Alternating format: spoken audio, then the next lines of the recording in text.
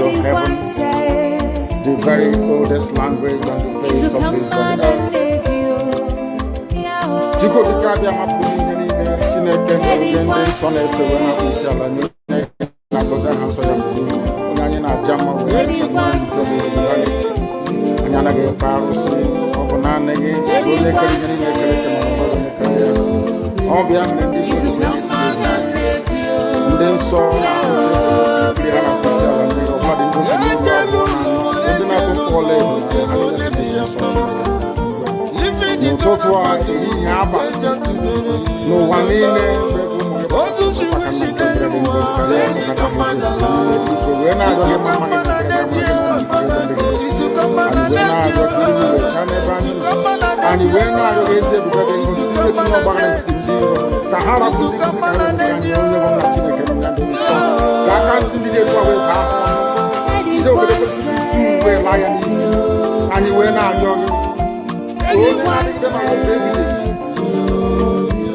Because you will make a difference with your source and we're not going to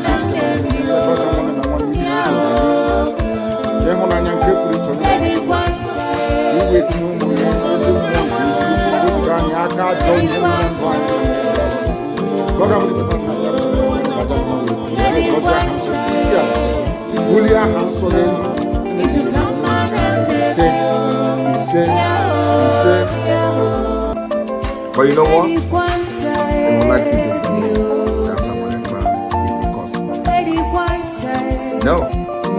I am the solution, and the only way they can get to you is by kicking me out, which is not possible. I have come. Look what you do. After I am done with Nigeria, Biafra will be free and enjoy freedom. Biafra will know the importance of freedom and what happens in 5 years to come. Thank you.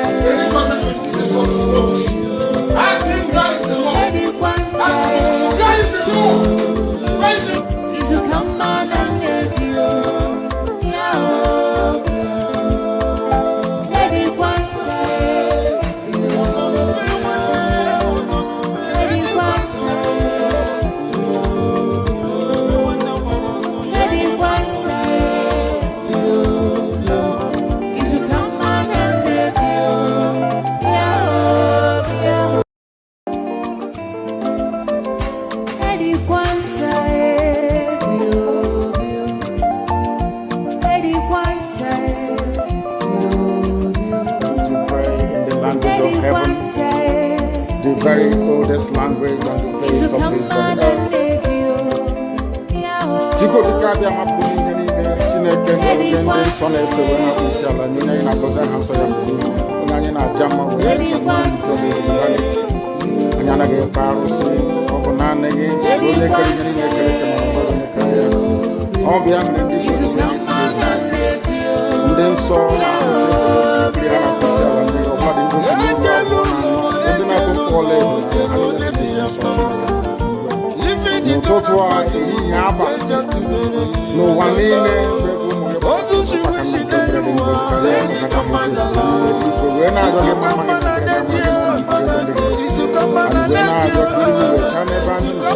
and when I raise it,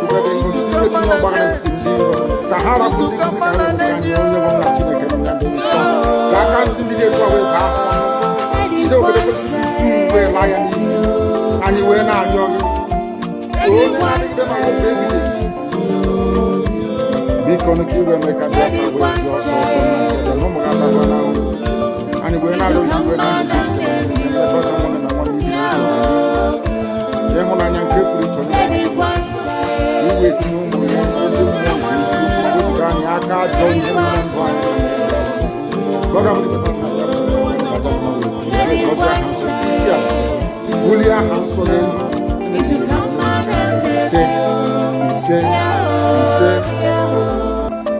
But you know what? They would like you to believe that someone Ekpa is the cause of it. No. I am the solution, and the only way they can get to you is by kicking me out, which is not possible. I have come. Look with you. After I am done with Nigeria, Biafra will be free and enjoy freedom. Biafra will know the importance of freedom and what happens in 5 years to come. Thank you.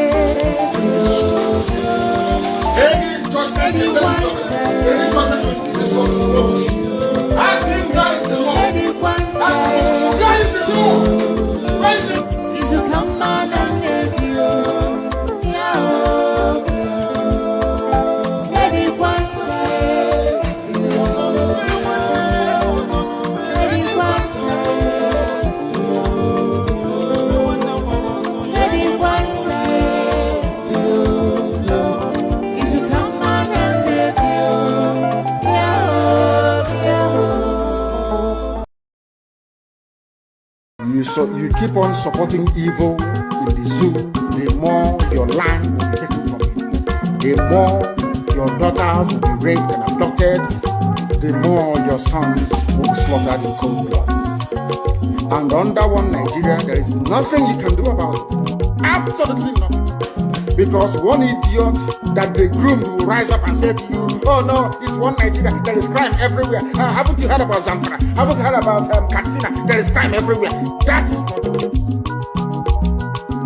The crimes you have in the north, the insecurity you have in the north is as a direct consequence of their own actions. They grouped them. Al-Qaeda in the Nigeria, ISIS in West Africa, Boko Haram, Fulani headsmen, bandits, all of them. Who brought them to Nigeria? It's Fulani. Fulani brought them into Nigeria. Everybody brought them in. All the same government brought them in. Are you people deaf and dumb and stupid? When you come out and you pretend, oh, we are one Nigeria, go and show somebody was asking, where is the boundary, where would the boundary of Biafra begin? And I asked the fool, where did the boundary of Nigeria begin? People from Niger come in and go as they like. Most of these idiots are from Niger. They are building a pipeline to Niger. They are building a rail line to Niger. They are building roads to Niger. Whereas where the money comes from, which is Biafra land, we don't have those infrastructure. No, we don't. But you're taking our money. You come to you come to Ohaji, you come to everybody, you come to Agule, you come to Ebo, you take our resources, sell it, get the money, and now you're building a way to Nigeria, and you want me to be happy with you. Clap for your Nigeria, one Nigeria. I think you are insane. You come to my land, you take our oil, you take our gas, you take our manpower, you take everything, our VAT, our tax and pay. You are now building a road from Katsina to Niger, airport to Niger, refinery to Niger. You take oil from my land, you take it to Niger, you refine it, you bring it back to me as a refined petroleum. And you're telling me that country is viable. You're telling me that Nigeria should be supported. You are in one Nigeria, you're not going anywhere, and you're dying every day. Because those that they appointed to speak for you, they gave them money so that they will come out, pages of the newspaper, to give the world the giving impression that everything is okay. When things are go and see the contradictions in it. Nigeria is not working. We we are marginalized, and then you come back to say Nigeria is one, we must stay in it together. Are you not foolish? These are the useless intellectuals that you have. On one hand, you say Nigeria is not working. You're marginalized. You are being discriminated against. You are suffering. They are killing you everywhere. And you come back to the same place and say Nigeria must be one. Had Nigerians gotten together to say they want to be part of this useless contraption, that's entirely their business. I'm a Democrat, I'm subscribed to it. But have you asked yourself this question? Why is it that all those asking you to remain in one Nigeria has something to gain from Nigeria, or they have benefited in the past? Nothing more, nothing less. I saw the letter that Ekpa wrote to President Biden. In it, Ekpa said, come and help us fight terrorism, in order to ensure that there will be no regional destabilization. That is their game plan at the U.S.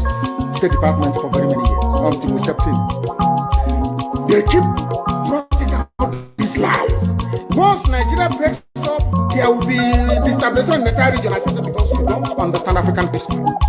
Most of these people are not taking. When I say they say so, I'm insulting them. No, I'm not insulting you. Most of them are taking it. In Africa, we are tribal creatures in Africa. In Africa, we are tribal creatures in Africa. We always go back to our village where we are born, where our umbilical cord, that's where we come from. That is why every Christmas, Easter, New Year festival, August meeting, you see us migrating back to where we come from. And I keep saying these things to Africans, they don't understand it. They don't understand it. Everywhere in Africa during Christmas, if you like, be in South Africa, if you like, let it be in Kenya, let it be in Rwanda, everybody from the capital goes to the village. If you go to Accra, the capital, this past Christmas, if you like, go to Koto. From the book of Psalm, chapter 7. And I will pray in English because a lot of people are listening all over the world. I mean, a lot. Millions are listening all over the world. And I want them to follow our proceedings this very evening. Very, very critical, very, very important that we do so. O Lord, my God, the creator of the heavens and the earth, we take refuge in you. Save and deliver us from all that pursue us.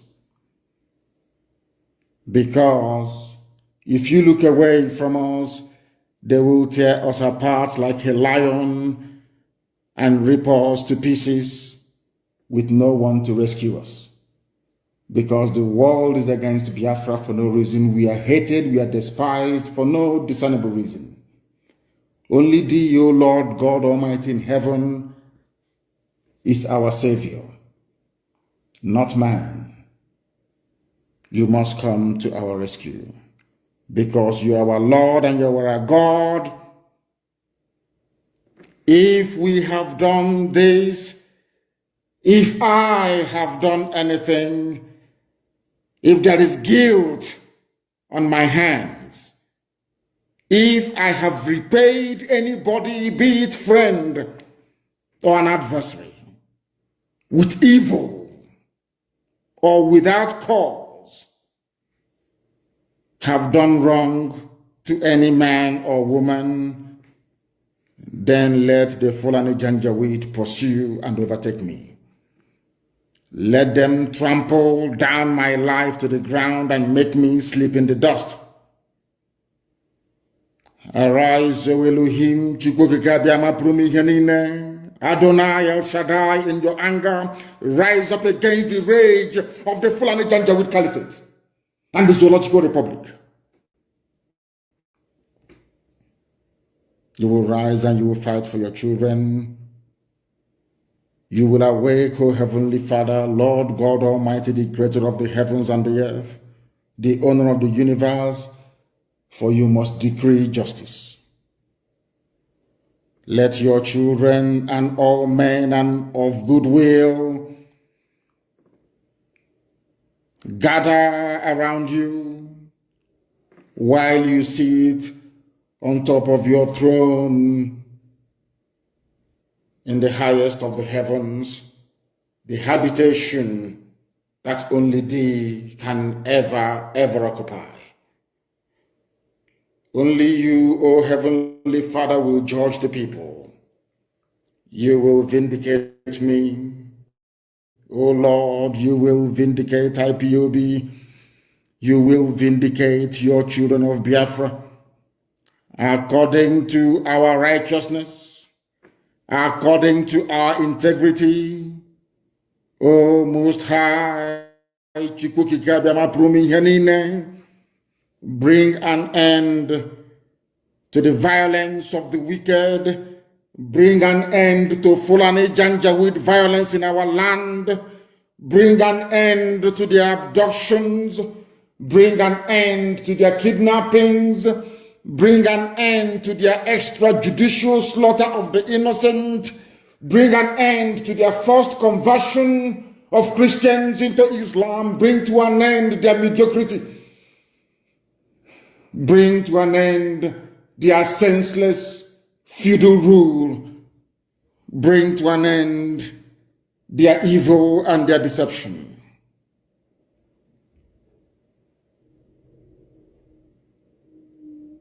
Come and secure the righteous, because only you, O God Almighty in heaven, can see in the dark. Only you know the hearts of men.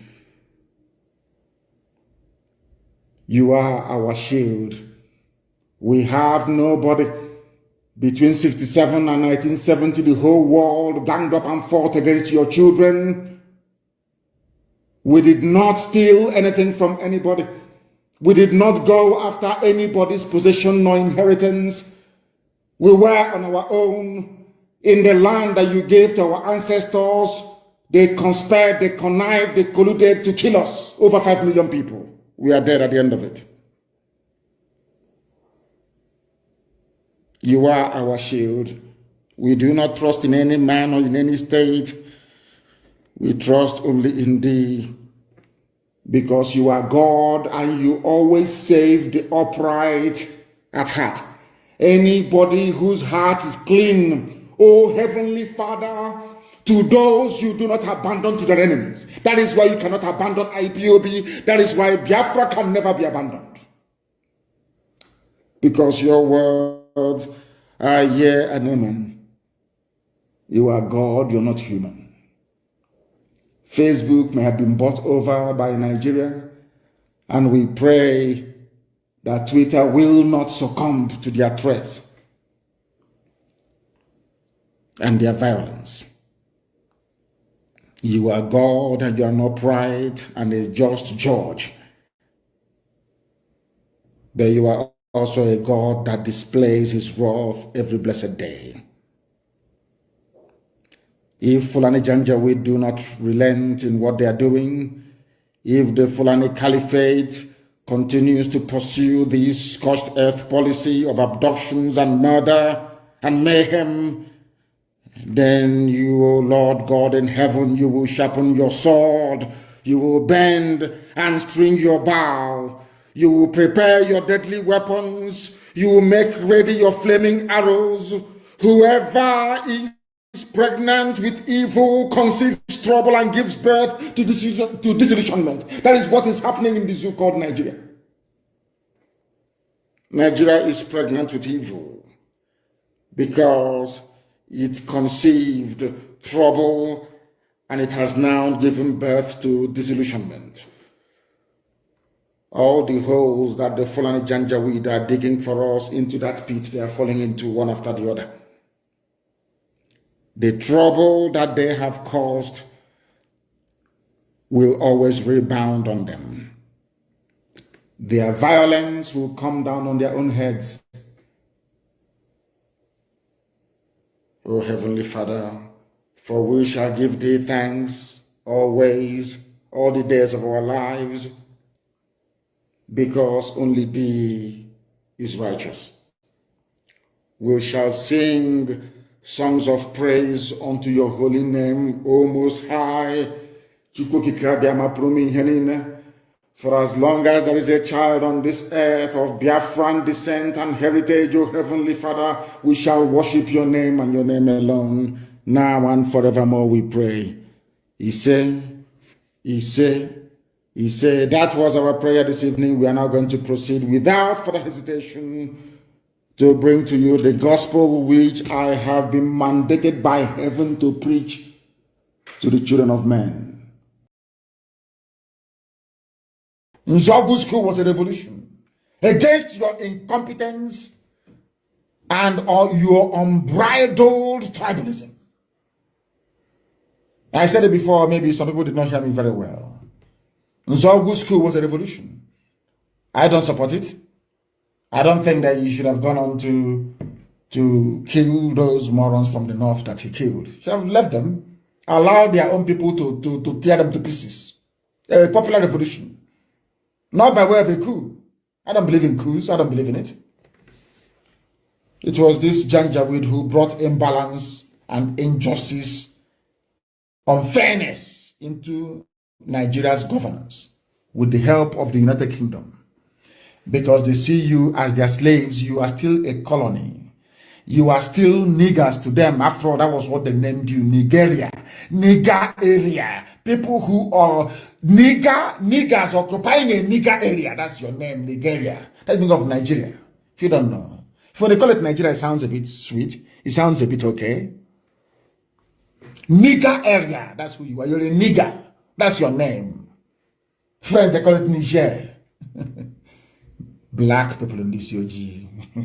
Lord have mercy upon your souls. It was the Janjaweed that brought in all this garbage into the zoo. And we are going to fight them every inch of the way. We're not going to concede. Not 1 inch. And Umahi, Miyetiala, if you are in any forest in Biafra land, you are gone. We'll meet you there and you will die. Leave our forest alone. The same people that said no, ban on open grazing, have they been able to enforce it? It is actually ESN that is enforcing the ban on open grazing. That is why no cattle should be seen in our forest. We don't want people there. Because it is a plan by the Fulani Janjaweed to make our life an absolute misery. I want to turn to my own fellow Biafrans, those in Bayelsa State.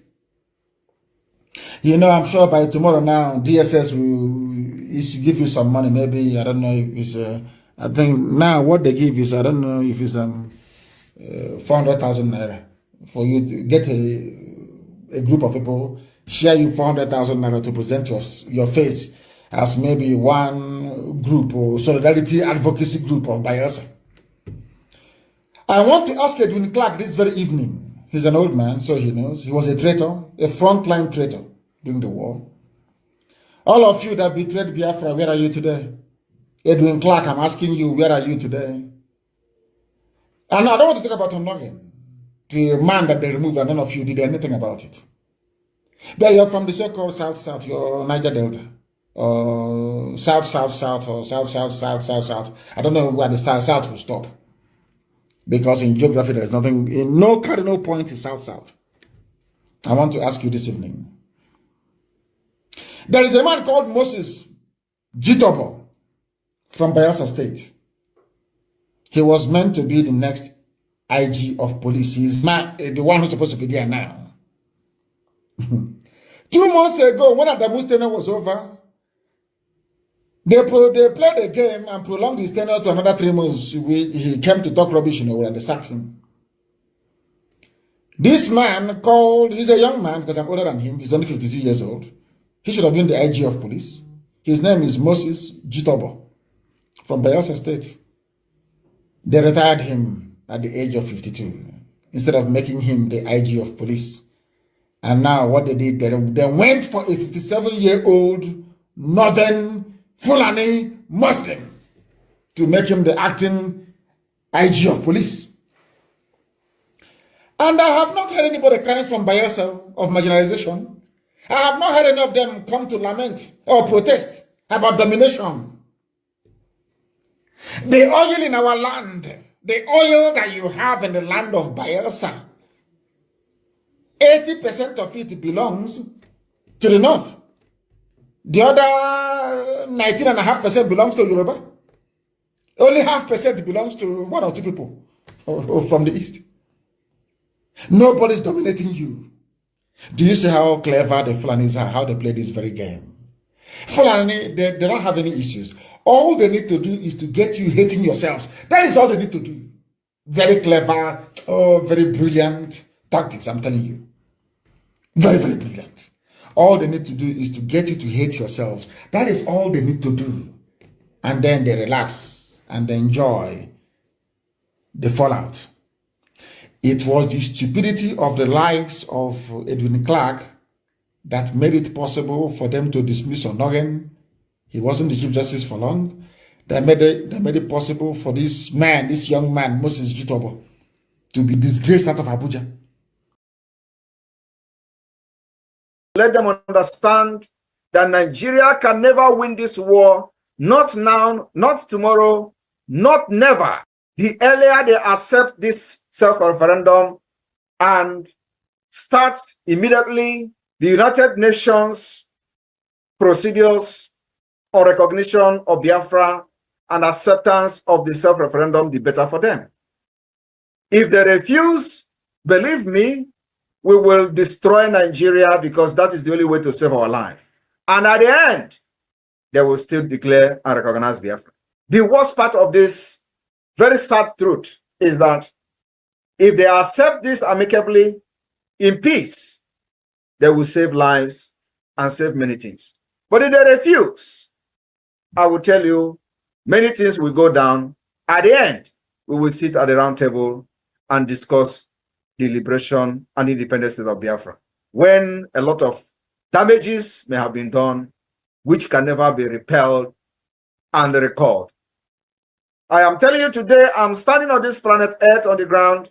I'm promising Biafra people that I will not hand over slavery to my children, to our generation, but freedom is what we will hand over to them. Not just freedom, but Biafra, where they will have the opportunity to aspire to whatever they want to be in life, where they will live freely, have the power and ability to study and compete among nations of the world. What you are doing today is because you know Nigeria has failed. The reason you are supporting me, why I am in exile, why the government is in exile, is because you know we have profiled a better solution. We have profiled a brighter future for you. And it is not just profiling. We are coming with the realistic solution to your problems. We will provide electricity, provide good road, healthcare system, insurance. We will also make sure that the database is the first thing we are going to do, which we have already done with the Biafra government in Ezra. Today we have the BSA, Biafra Security Administration, which is responsible for collecting the data of Biafras and the issuance of Biafra National Identity Card. The very oldest language on the face of this very earth. Because I can say that from what I have just listened from you, it is just not ordinary. Very wonderful.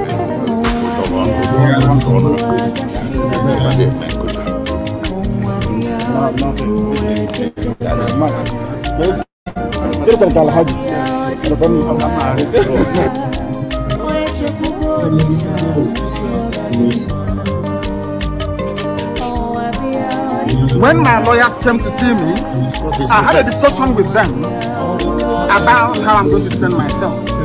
I told them that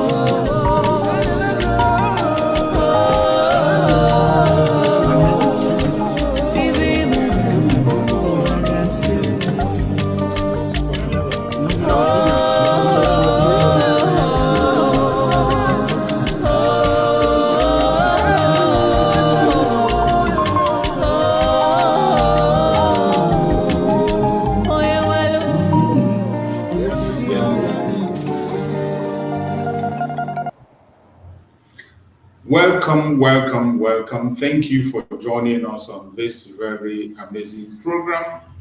I appreciate everyone that has connected to us this morning, wherever you are joining from, whether you are joining from Biafra land, from Nigeria, from Asia, Europe, America, Australia, Canada, New Zealand. You are joining us from Israel. You are joining us from Iran. You are joining us from any part of the world. I welcome you and I appreciate you for being part of this program. Please kindly like and share the program. Give a thumbs up to the program. Share it to your family and friends. Share the program in every platform that you are. In all your WhatsApp group, in your social media networks, share it there. This is the way we can be able to make our voice to be heard.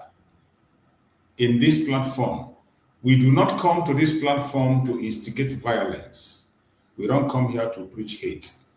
We do not come here to attack any religion, race, or people.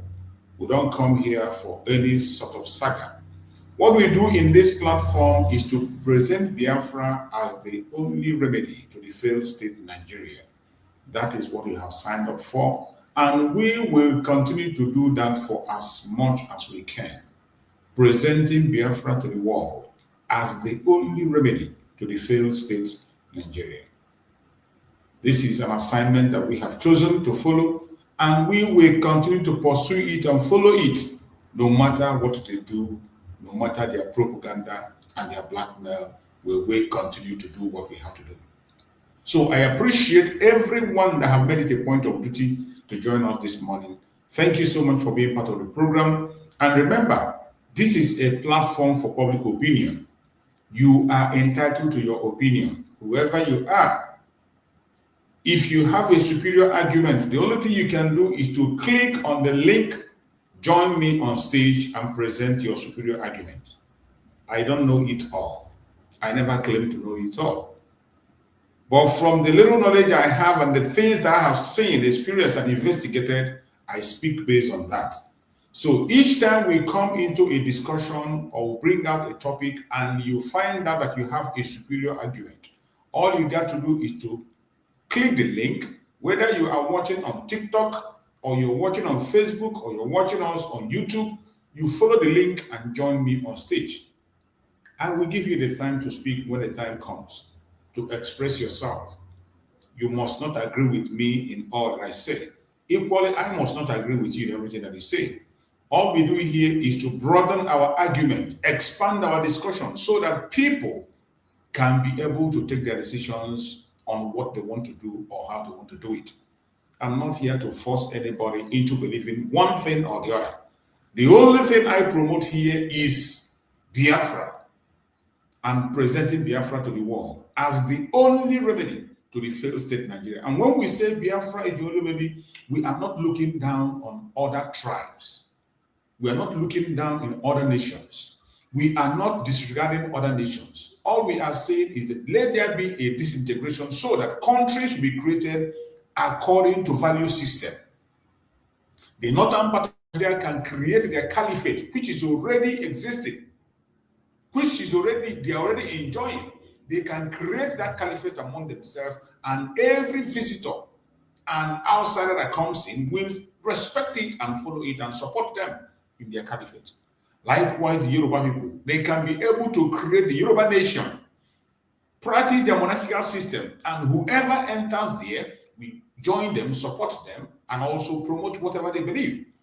Likewise, we, the Biafran people in the old southeastern region, we can be able to practice our own system and exist, expand, and grow in our own circle. The middle belts can equally practice theirs and do what they want to do. That is all we are calling for. So when we say Biafra is the only remedy, it is not to denigrate any other nation or any other region. All we are asking is that let the right thing be done. Create country according to value system with the consent of the people.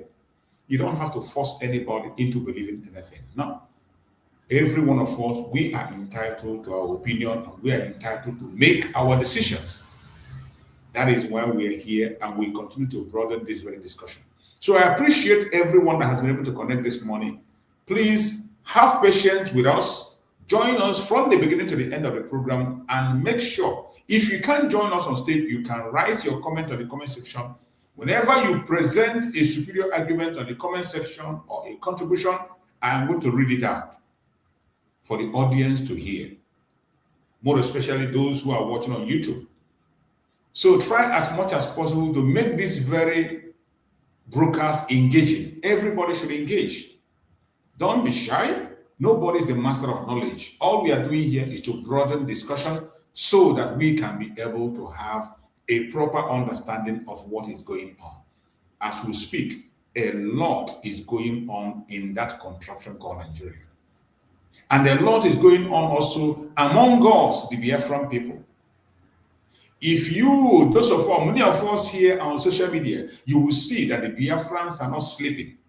They are not relenting. We have seen videos of Biafrans in Abia State that are protesting. They are protesting for the release of our Supreme Mazi Nnamdi and also giving support to the actions of Donald Trump. Remembering the massacre of the Biafran people when they were supporting Donald Trump. All these are important.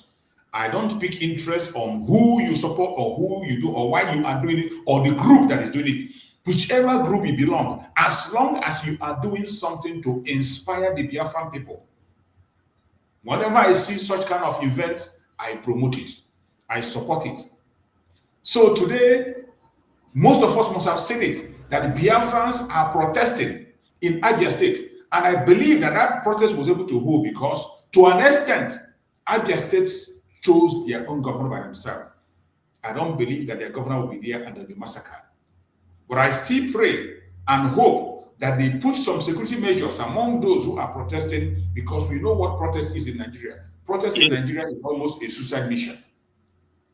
It's a suicide mission. So I hope they put some security measures in place so that those who are protesting will be safe. But it is also okay that it is in Abia State. As for now, we don't have any record of that governor going after the Biafran people the way other governors do openly. So we believe that something can come out. So as whichever group that is organizing that very protest, it is a good thing. It's solidarity protest for Donald Trump and calling for the release of Mazi Nnamdi Kanu, because we can't just all fold our hands as if the battle is over. The battle has just begun. And when I see such, I feel encouraged. I also saw so many other videos which I have spoken about. Some of our beloved brothers who have been fighting on our own behalf, who have been on the ground, in the front line fighting, somebody like Gentle and Jamaica, who the Nigerian government brought a rumor and said that they have murdered them, they have been killed. Finally, they are alive. We have heard their voices, and Jamaica have made a video. Many of you have seen the video, and very soon you will equally get a video from Gentle also to confirm that he is alive. So these are also good news for us. It's also good news. It doesn't matter the disagreement we have. It doesn't matter what you think. When you hear such kind of news that your brother that was presumed to be dead is alive, you need to celebrate it. The thing of joy. It doesn't matter whatever you think, however you feel, they have done great work in this cause of Biafra. And if we're supposed to move forward, if we have to go ahead to continue the defense and protection of land, every hand must be on deck. Every hand must be on deck. I have always spoken about the unity of purpose in this platform. Unity of purpose does not mean that there will not be disagreement. Unity of purpose does not mean that we will not have different opinion. Unity of purpose does not mean that we will always be in the same group. Unity of purpose simply means that the target is one. The purpose is Biafra. One purpose. One purpose. You might be coming from one direction, your brother will be coming from another direction, people come from, but at the end of the day, we will all get together in Biafra land. That was why Mazi Simon Ekpa left it open. Mazi Nnamdi left it open and said, if you know anything you can do to get Biafra, go ahead and do it. Mazi Simon Ekpa say, if you know what to do, do it. If you get Biafra before me, I will join you in Biafra land. If I get it before you, you will join me in Biafra land. Then the Biafran constitution will judge who has committed one crime or the other in the course of the journey. It is not time for us to persecute one person or talk against our brothers and sisters. We should just have to assemble ourselves, try to find a meeting point, that common interest, which is the pursuit of freedom. That is what we have to lay our hands on and continue to remain there until we get our freedom. It is not easy, but it's still easy as long as you are looking on the collective interest. It will only become difficult when you are focused on personal interest. If you focus on personal interest, it is going to be very, very difficult for you to understand or for you to follow up. So, my fellow Biafrans, I was able to touch these items that most of you have seen them on the public, you have seen them on media, and some will be expecting me to speak about it. I speak about everything that has to do with Biafra. Whenever I find anyone that is very credible, that is not about attacking one person or the other, it is not about demonizing people, it's not about propaganda or blackmail, it is not about castigating your brother or sister. Once I see it, it is to promote Biafra. I will engage in that. I will promote. I don't need any invitation for me to promote such, and I will do. So, from all the things we are seeing, we know that our land can never ever be taken over, no matter how they try. They have tried to plant seed of discord among us, create quarrel, create division. But at the end of the day, let us focus on the unity of purpose. We are going to defeat them. The Janjaweed, they are not that brilliant the way you think. They are not that brilliant. The only thing that we are not focused and we are not consistent in our words. Sometimes we go 1 mile, 2 steps forward, and we go 10 steps backward. I pray that Chukwu Ogukabiama will continue to guide and protect us. Today, this morning, we have come to discuss on another topic, which is going to lead us to so many angles, so many sections. And the topic we choose to discuss today is why Mazi Nnamdi Kanu and Simon Ekpa challenged Nigerian corrupt colonial system. Why disintegration is inevitable. Why disintegration is inevitable. The reason why Mazi Nnamdi Kanu, Mazi Simon Ekpa challenged Nigerian corrupt colonial system, and why disintegration is inevitable. We can answer these questions and talk about this very topic, touching the present and the past, and we are going to touch on so many things. And as we do, you follow us along. Whoever has a contribution to make also can equally make a contribution. I welcome my beloved brother Christian. I can see my brother Christian have already joined me. He's here with me very early today. Thank you so much for joining. Morning, brother Chus. Good morning, my dear brother. Thank you so much. You're welcome. Good morning, brother. Yes, thank you for the continuous effort. You know, I don't know, because I just came in a few minutes ago. I probably missed some topic you discussed much earlier, but I picked it up from the point of where our people are protesting peacefully as usual in Abia State. So it's a welcome development. I applaud them for that effort.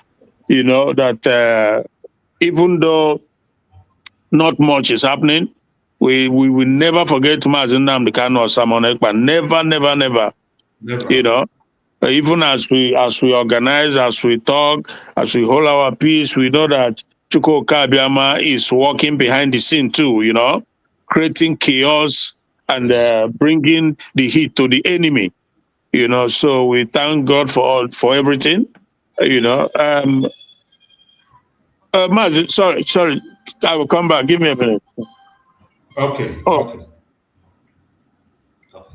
So, my fellow Biafrans that are watching, wherever you are watching from, as I said before, the message we are going to talk about today is why Mazi Nnamdi Kanu and Simon Ekpa challenge Nigerian corrupt colonial system and why disintegration is inevitable.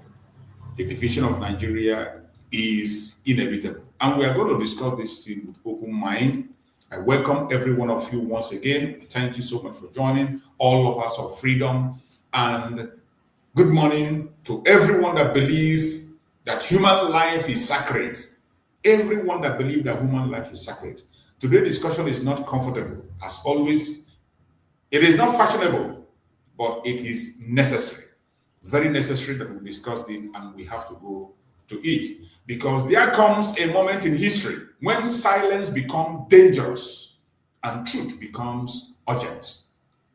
Today, I will explain why Mazi, Nnamdi Kanu and Simon Ekpa saw the need to challenge the Nigerian system, why that system is irredeemable, irredeemably corrupt, why it's rooted in British colonial fraud, and why peaceful disintegration is now the only responsible path to save life. The only responsible path to save life. Peaceful disintegration. You can't run away with it. You can't beat it. It doesn't matter whether you like it or you hate it. That is the only solution. This is not hate. This is not violence. This is history, logic, and truth. Stay with us as we continue to discuss on this very topic, because once you see this clearly, you can never unsee it again. Once you see the situation of Nigeria clearly, you will never unsee it. Likewise, the international communities that are watching, people of the world that are watching, once they see it clearly what is happening, no amount of lobby can change the truth. Because you see what is happening in Nigeria today, they are fighting very hard to change the truth. They are fighting very hard to divert the truth. They are fighting very hard to make you believe lies. But once you get the picture properly, nobody is going to change you or make you divert your attention from the right thing. Let us start with a simple question. Can a house built on faulty foundation ever stand strong? It's a question to everyone that is watching us. Can a house built on a faulty foundation ever stand strong? Nigeria was not built on justice. Nigeria was not built on consent. Nigeria was not built on unity. Nigeria was assembled by British. The colonial masters, they assembled Nigeria. Colonial administration for convenience, for economic extraction. That is why Nigeria was built. And for control. Don't you ever forget this. It's a very important information that when it sinks into your head, nobody is going to remove it from you. When it sinks into your head, like it has sunk into the bone marrow of the Biafran people, that is why there is nothing you will tell us that will sink in except peaceful disintegration of Nigeria. Conduct a referendum. Let the people make their decisions. We have been saying it over and over again because of this very information. Nigeria was assembled by British colonial administrators for convenience, for economic extraction, and for control. That is the only reason why it was created. And no sensible person will continue to be in such kind of institution when the colonial masters have gone long ago, when there is no more slavery, and you are still holding on to the slave man system. It is so sad. Different nations, cultures, religions, civilization were forcefully merged without agreement, without referendum, and without respect for identity. People were forced together. Tell me how such kind of entity can survive. It will never survive. From day one, Nigeria was a colonial business project, not a nation. Nigeria was a colonial business project, not a nation. And that is the original sin. That is the original sin that made Nigeria what it is today. That is the original sin of the British. Their plan was never to make Nigeria a nation. From day one, they never had such in their project. Not at all. And that is the original sin committed by the British that makes it impossible for Nigeria to strive. That anybody that cares about humanity should be speaking about disintegration of the zoological republic called Nigeria. Corruption in Nigeria is not accidental. It is structural. The corruption in the zoological republic is structural. It is not an accidental.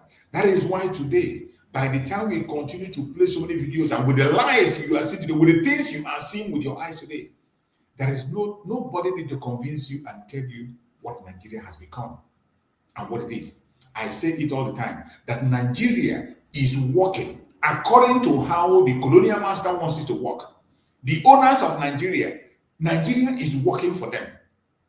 The only people that feels that Nigeria is not working, Nigeria is not existing, that Nigeria is not right, is the indigenous people, the ordinary people, the indigenous Nigerians, the concerned indigenous citizens. They are the ones that are feeling that Nigeria is not working. But for the owners of Nigeria that owns that nation, it is working how it is structured. And for as long as it continues to work how it's structured, there is nothing you can do to survive. As long as that title, Nigeria, continues to be there, there is nothing you can do to change that structure they put in place. Because the reason why the Nigeria was created was to control. It's a business project. And as long as it continues to satisfy their interests in the West, the interests of the globalists, and more especially the British, there is nothing you can do. They will continue to support every evil in that contraption. They will continue to support corruption. They will continue to support unqualified candidates as presidents every day, every time they are being called upon. Corruption in Nigeria is not accidental. It is structural. Injustice is not a mistake. It is institutional. The injustice in Nigeria is not a mistake. You know, when we talk about the case of Mazi Nnamdi, it is not only him. Go and check other cases in their court and what happened. Look at what is happening to Showore. Look at what they are doing to Showore and his cases. Go and check other cases that happens. Look at what their court is doing.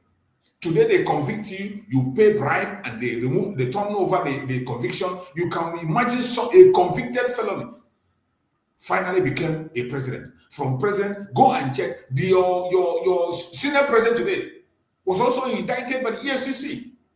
But all of a sudden, the case disappeared. Injustice against the people. Injustice is not mistake in Nigeria. It's not mistake. It is institutional. It has been institutionalized in Nigeria.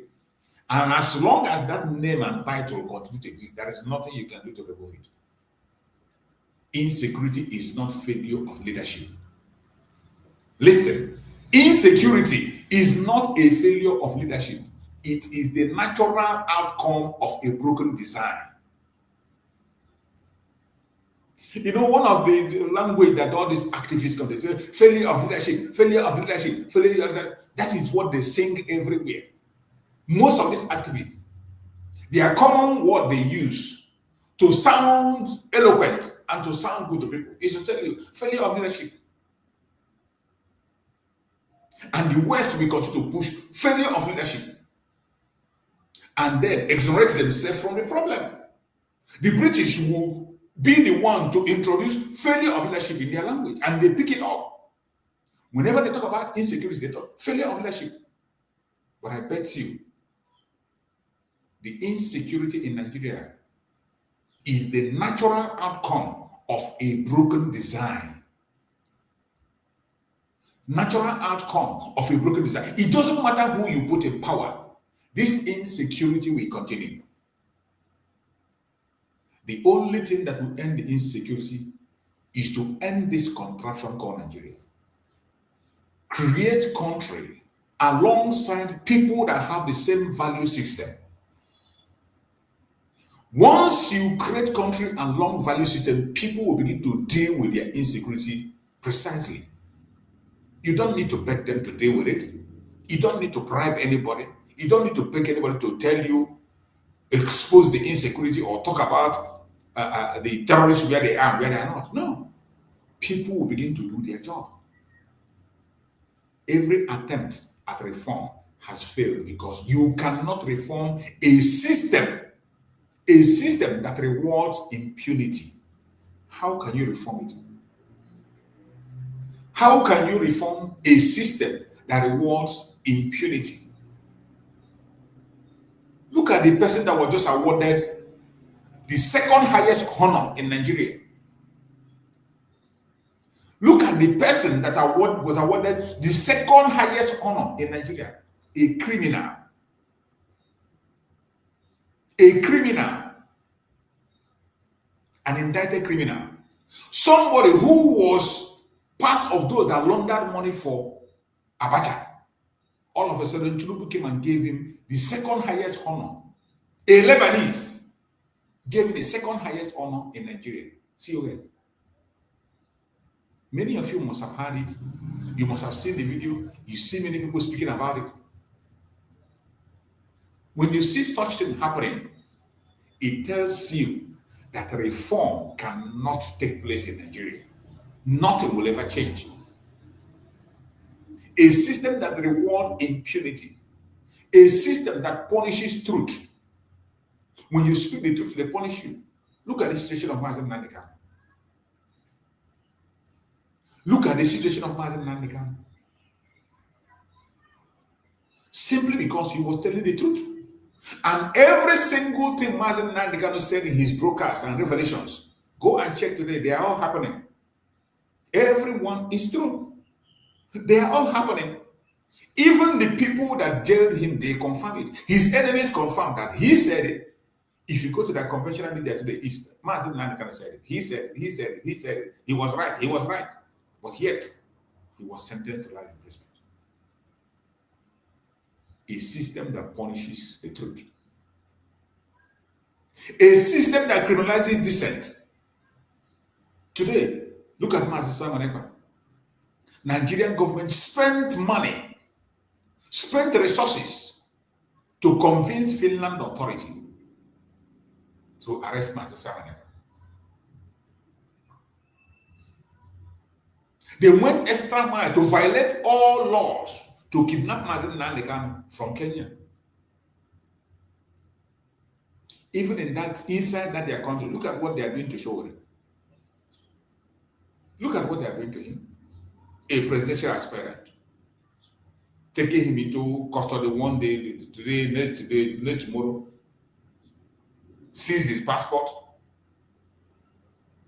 Continue to restrict him, beat him up at will, whenever they like. A system that protects power, not people. That is what you have in Nigeria. How can you reform such system? A system that protects power, not the people. How can you reform it?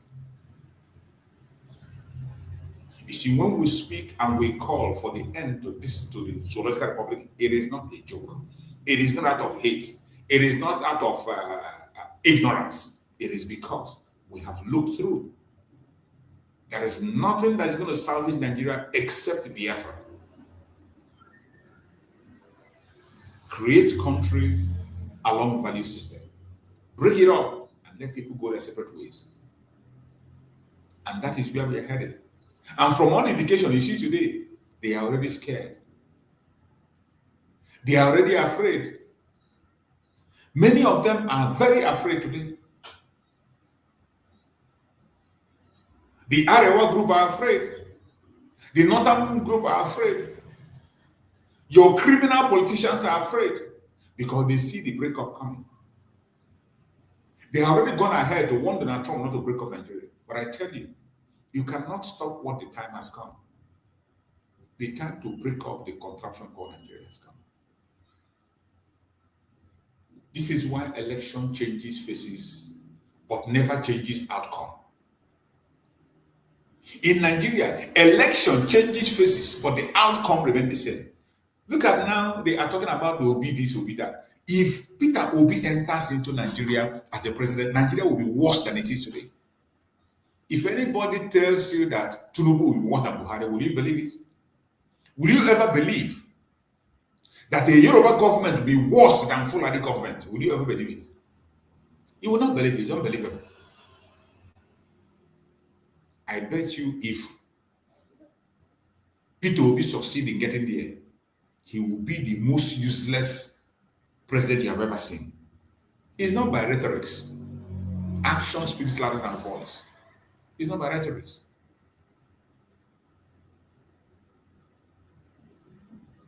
a system that was put in place to reward impunity, to punish truth, to criminalize dissent, and protect power, not people.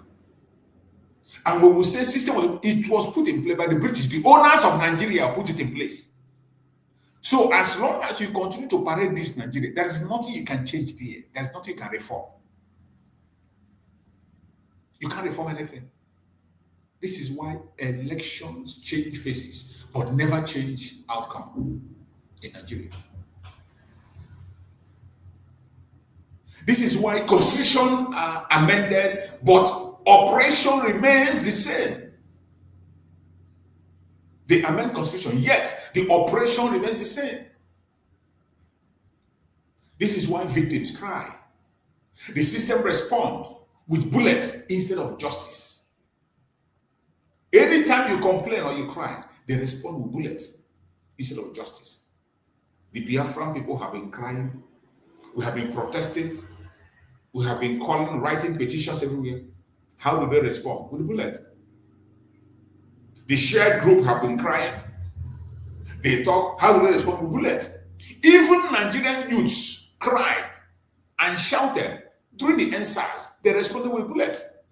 During the time of Tinubu, they cried for good governance and bad governance. They responded with bullets. The women protested for security. The women in Nigeria protested for security to be secured. The government responded with a bullet.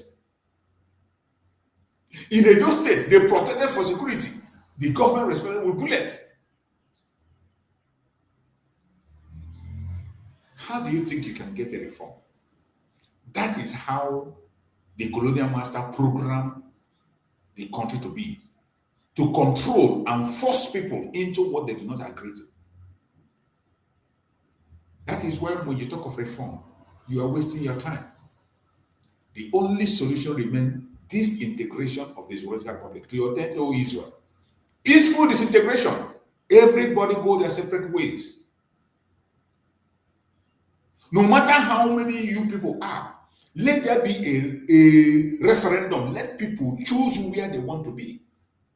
Some will be saying, oh, there are some minority states. Where will those minorities go? If the Northerners go, the Hausas go, the Yorubas and the Igbos go, the other minority, they are going to make their choice where they want to be.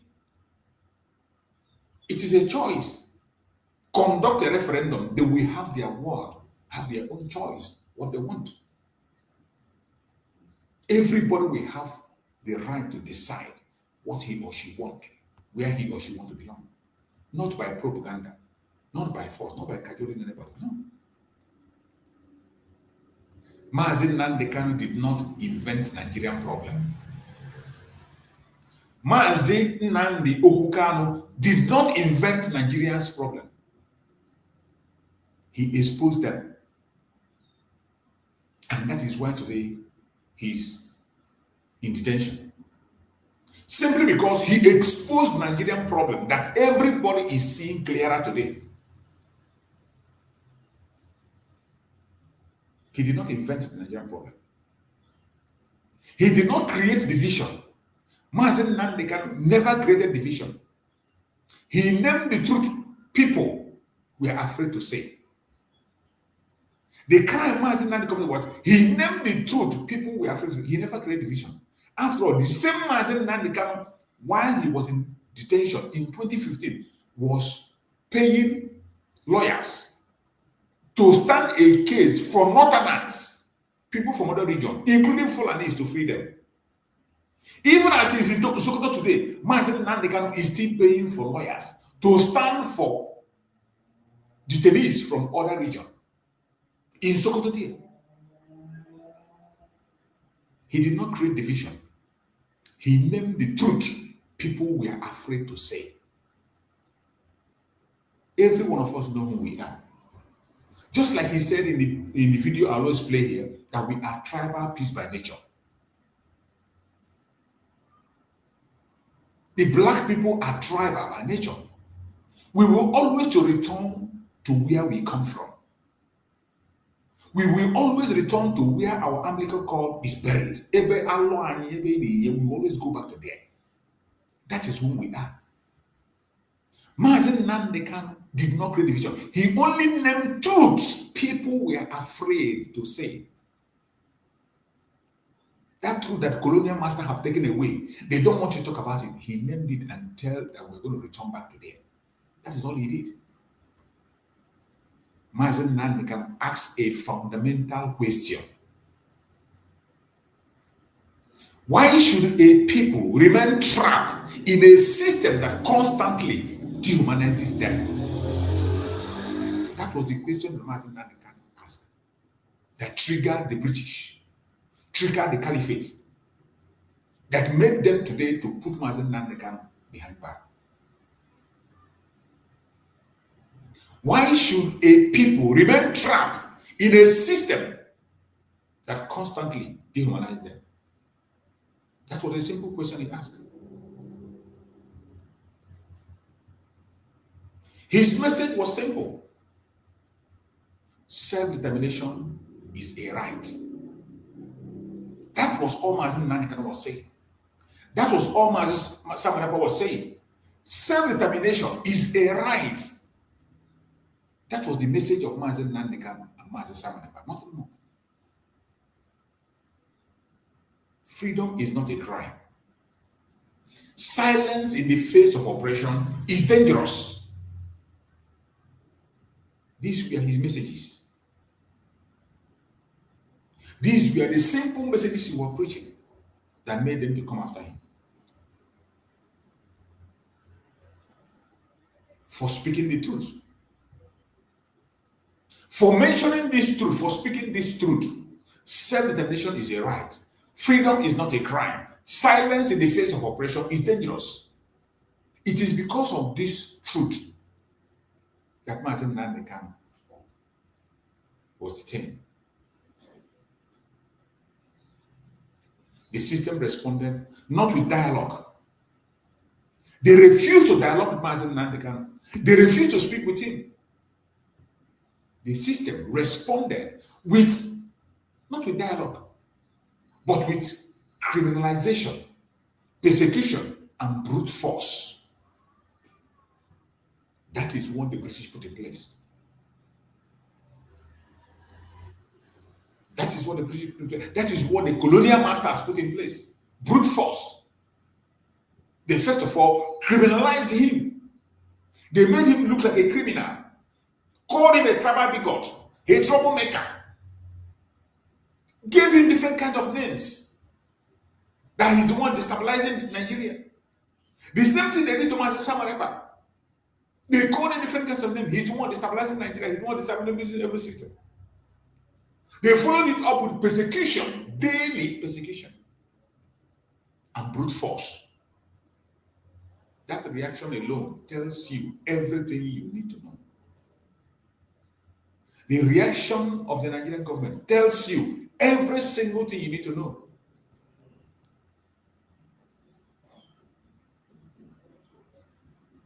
Mazi Simon Ekpa represents a generation that refuses to inherit fear.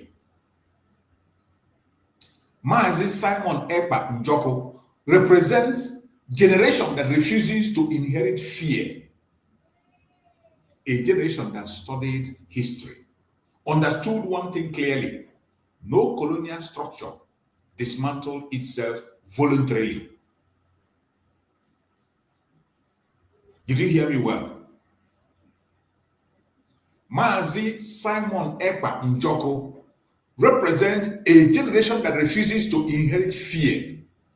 A generation that studied history and understood one thing clearly: no colonial structure dismantled itself voluntarily. And what did he do? He challenged the propaganda. Mazi Simon Ekpa challenged every propaganda of Nigerian government and the British. He challenged the intimidation. He refused to be intimidated. They brought out all their ammunition, all their weapons, including recruiting Boko Haram into their military to pump into Biafra land. Mazi Simon Ekpa challenged the propaganda, challenged intimidation. He challenged the idea that victims must remain quiet to be considered good citizens. This is why they hate him. This is why they entered into Finland and convinced Finland to detain Mazi.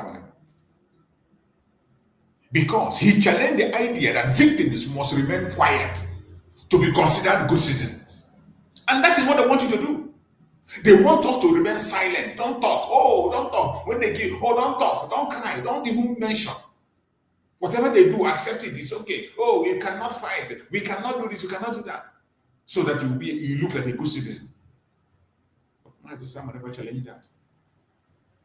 Whether people agree with his style or not, whether you agree with what Mazi did or not, the core message remains: a system that cannot protect lives has lost its moral authority. Let that sink into your head. For those of you who hated Mazi for one reason or the other, let this sink into your brain. A system that cannot protect life has lost its moral authority. This is a fact. Mazi did everything he has to do to save the life of his people. But how did they respond? The same way they responded to Mazi Nnamdi Kanu: blackmail, propaganda, brute force, and intimidation.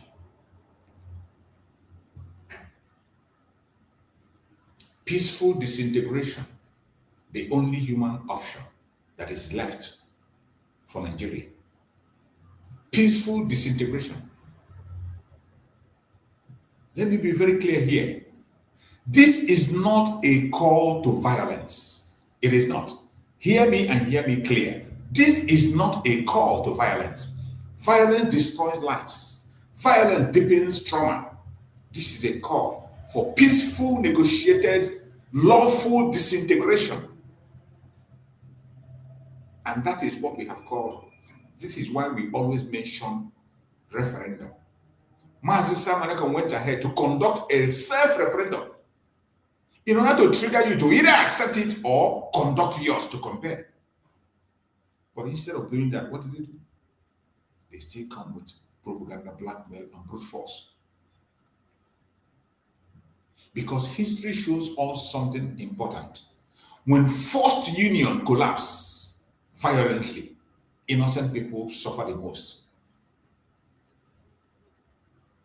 That is why we are following everything gradually in this Biafra agitation and the Biafra restoration.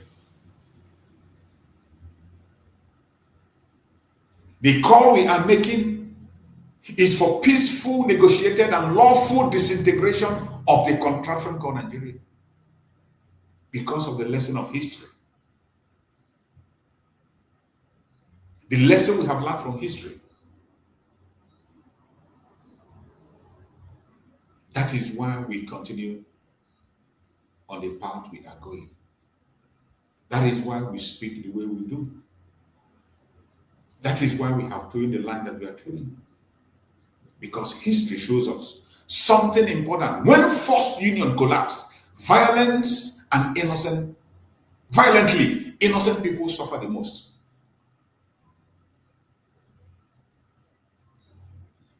We are calling for the peaceful disintegration of the contraption called Nigeria.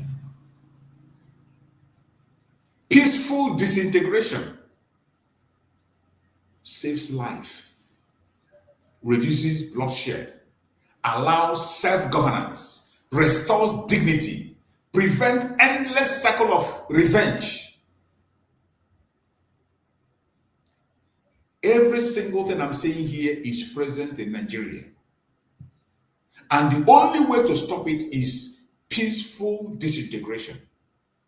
It saves life. Today, life means nothing in Nigeria. The only way to save life in Nigeria today is peaceful disintegration.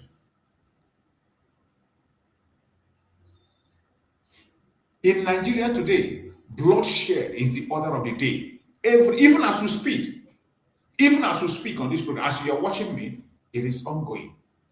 The only way to reduce the bloodshed is peaceful disintegration. Everybody in that contraption today, every region, every people, they are crying for self-governance. The only way to allow self-governance peacefully by the people is peaceful disintegration. Every indigenous person in Nigeria is crying for dignity. Every indigenous person, it doesn't matter your religion, it doesn't matter your tribe or location, everyone is crying for dignity. The only way to restore dignity is by peaceful disintegration in the contraption called Nigeria. What we see that is happening in Nigeria today is endless revenge, endless cycle of revenge. Every month, every year, every decade, the northern group will continue to tell you about the revenge of the death of their leaders. Every blessed day, in every discussion, the northerners will always talk about the revenge of their leaders who were killed during the Nigerian military coup, which they tagged Igbo coup, that was never Igbo coup. But today, that revenge is what they still push forward. They still use it to activate war. They still use it to fight against the Biafran people. Endless revenge. Even though our own military officers were taken out, Aguiros was murdered in cold blood. Many officers of Igbo descent were murdered from southeastern part of Nigeria, not just Igbo. From southeastern part of Nigeria, were murdered in cold blood. But today, nobody talks about it. But up to this moment, the Northerners are still talking about revenge for Sadwana Sokoto. They are still talking about revenge for Sadwana. Up to today, they are still talking about the revenge. And that is their core anchor for every hatred, every war. The only way you can prevent this endless cycle of revenge is peaceful disintegration of Nigeria. That is the only way you can end this endless cycle of revenge. I mentioned the revenge of the North every day they talk about. This revenge is also existed in the Southwest. In the Southwest, you will also hear about the betrayal of Awolowo. The betrayal of Awolowo will always come in front every time there's a discussion. A Yoruba man will tell you how he was not treated well by an Igbo man. An Igbo man will recount the betrayal of the Yorubas, mainly the betrayal of Awolowo. How are you going to stop this endless revenge and complaints? It can only be stopped through a peaceful disintegration of the contraption called Nigeria. That is why we continue to call for this. We will not stop. We will not stop. You can be seen not as violent. We are not violent. We are not calling for any violence. We are not calling for any war. All we are calling for is a peaceful disintegration of that contraption that is not meant to benefit anybody, not even the Northerners. It's not benefiting anybody. The only people that is benefiting are those that put that company in place, the British and the Caliphate. They are the only ones that are benefiting. And as it stands today, the country is working according to how they want it to work. The only people that are worried are the ordinary people. You are the one that is seeing Nigeria as not working. You and I, we are the ones seeing that. But to them, it is working how they want it to work. If the British could negotiate exit elsewhere, if Sudan could split, if Czechoslovakia could separate peacefully, then Nigeria is not an exception. Nigeria is not an exception. Wherever you are, we must continue to hold our ground. The real danger is pretending the problem does not exist. That is the real danger. So many people are pretending that this problem doesn't exist, that all is well. That is the real danger in the contraption called Nigeria. Colonial systems do not last forever. They collapse When lie can no longer hold. Just like we are seeing in Nigeria today. It doesn't matter the billions of naira they pay, millions of dollars they pay. Lie can no longer hold. The more they pay money, the more they are exposed. Colonial system do not last forever. They collapse when lies can no longer hold. Fear stop working. As it stands today, fear has stopped working. Long ago for us Biafrans, but for some other regions, they are waking up. Fear is no longer working. Youth stop believing propaganda. And I can bet you many of the youth are no longer believing the propaganda they are pushing. That is why you come to social media, you see many youths challenging their life, investigating by themselves and bringing facts and figures. Truth spread faster than intimidation. When we are witnessing today, what we are witnessing today is not chaos, it is exposure. But the Nigerian government will make you look at it as chaos, that you are creating chaos. Oh, you are not respecting the country, you are destabilizing the country, you are destroying their image. That is the language they use, that you are destroying their image. Simply because we are speaking the truth, we are exposing them. They call us chaotic people, problematic people, different kinds of language, but in the actual sense, what we are doing is exposure. The colonial power structure in Nigeria is weakening, seriously weakening. More especially with the intervention of Donald Trump, it is going to be dismantled completely. And that is why repression is increasing.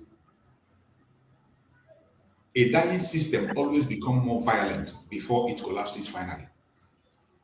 So wherever you are, brace up yourself. Brace up wherever you are, because the violence is going to increase as they approach their elections, which might not happen. Prepare yourself. This is not the moment that will define our generation.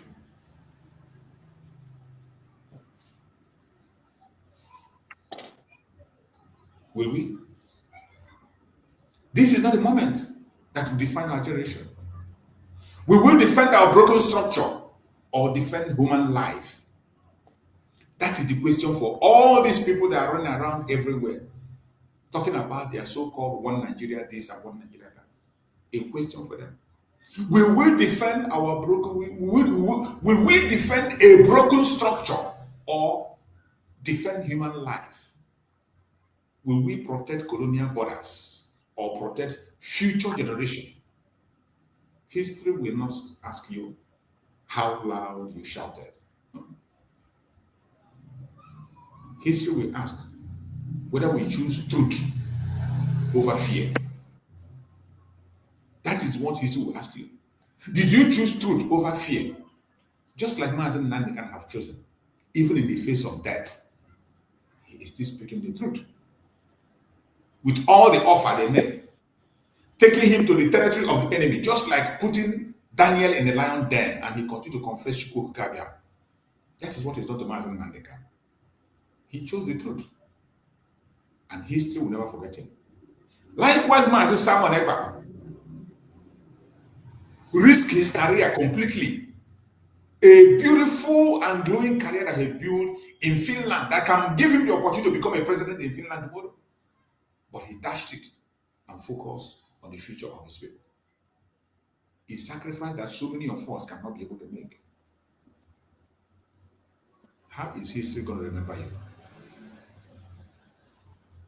A lot is going to happen.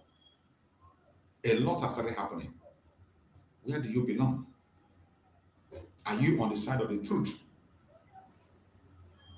Or are you on the side of falsehood? Answer that question to yourself, by yourself. And whatever answer you get, search your conscience and do what you have to do. Yeah, welcome back, my beloved brother Christian. Thank you so much. Yeah, Mazi choose. There were. Yeah, although sometimes when you list spades, something comes up and I it got is, yeah, it's well. So what I was saying initially was that I am grateful, that our people, they are still holding on steadfastly, because yeah, so that is an indication that the spirit is still very much high. The people, they know what they want. We know what we want. So unlike that brother yesterday who was pulling rubbish, that he started with Nnamdi Kanu, and the agenda was to push political narrative, like to achieve political relevance in Igbo land. political Nnamdi freedom. he is badly mistaken, because Nnamdi Kanu, he's in it for real, Nnamdi Kanu is in it to the end and to the Absolutely. actualization, nothing more, nothing less. Nothing more, nothing less. So if anybody get it twisted, then it's on you, not on him, Nnamdi Kanu, because Oh, he got the call. Nnamdi Kanu got the call. And he will see to it to the end. So let them continue to delude themselves, continue to hope in vain for one Nigeria and for whoever Nigerian president, whatever. Let's see how that will work out for them, because this demonic evil entity called Nigeria is not ready to give an Igbo man president. And by the way, we know what we want. So I was just so disappointed that he came out there to pull his political ambition, but they will all be put to shame, because we know where we're going. We know where we're coming from. There, my brother. So I'm always very grateful on your own part, So we have to continue, no matter how boring, no matter how monotonous, whatever it is, we have no choice. We have to continue to speak, because, like I always say, that people are listening. Some they listen from behind the scene, some yes. they pretend as if they don't want to show up, but they are listening, and you just never know who it might get to. So we must continue to make that noise. If noise is what it is, we must continue. Audio, my brother, audio. So, yeah, there's a lot going on, and I believe that by the grace of Chukwuka Abiyama, it's a momentum we have to seize, and that is also the joy I have, that our people back home, they realizes that something is going on. This is an extraordinary time we live in. Okay, extraordinary time. They were there waving the flag of United States and Israel and Biafran flag. We know our enemies and we know our friends. And the flag of the zoo called Nigeria and the British will never fly amongst us. Never. It will not fly. The British flag will not fly amongst us, because these are people who have come together and decided that they don't want a Japan out of Africa. This was their word. And on that basis, they decided to make sure they tie us down in this demonic entity so that we don't make headway. And that is what it's all about. And that is what is holding Africa down. I am telling you, because as goes Biafra, so goes the rest of Africa. Biafra is the shining light that will show them the way to develop on your own and be independent, genuine independent. You see, I was watching yesterday, I think it was from Davos, because the Davos conference is ongoing now. Are you aware, right? Yeah. World Economic Forum is going on. Trump was going there yesterday, and mid-air, Air Force One revised, turned back, because according to them, there was a mechanical issue, right? So we don't know. I don't know. Of course, from the outside, I don't know what is going on for Air Force One to have developed mechanical fault, and they have to turn around, So the plan now is that you are not aware, eh? Unbelievable. Air Force One is unbelievable. Well, that is the time we live in. But I always say that Chukwuka Abiyama, if he send you an errand, he prepares you for it. So let's just in my lifetime, Well, yes, I think I can safely say my lifetime, I've never seen a president go through what Trump has gone through in my lifetime. I've never seen it. So, but I also believe that the hand of God will continue to uphold him, because that which God wants him to accomplish, he will accomplish it. So, as we speak now, he's supposed to either be arriving now, something like that, but so they might have to take another. Oh my God! Oh my God! Yeah, I think our brother got a call. I think he got a call. A call have disrupted him. We can't hear him anymore. So, just as he was saying, it is a lot is happening. A whole lot is happening. And I thank you that our people are paying attention. The Biafran people are not. Mazi, sorry. Go ahead. Yeah, sorry about that. Yeah. So that is the situation. And like I said, our people, yeah, there are people also who are, they have their ears on the ground, and they understand the time we live in, you know. Yes. And I also want to say that the Abia state governor, I appreciate that, because we've seen in the past that when our people gather to protest peacefully, they come out, it becomes an opportunity to slaughter them. And so the likes of the Hope Uzodinma, Omahi, and Soludo, and the rest of them, they must be warned. They must know. They must know anything they do now, the world is taking note. This US administration is taking note, and the hammer is going to come down on them. One way or the other, it's going to come. You know, we are like in the north. You see, everybody can see what the Fulani, these Marudas, these Islamic jihadists, what they are doing. For no reason, they go about ravaging, buying people, you know, displacing people, taking over their ancestral land, everything. This is not, we don't do that. It's not who we are, you know. All we ask is freedom, to be free. That is not too much to ask.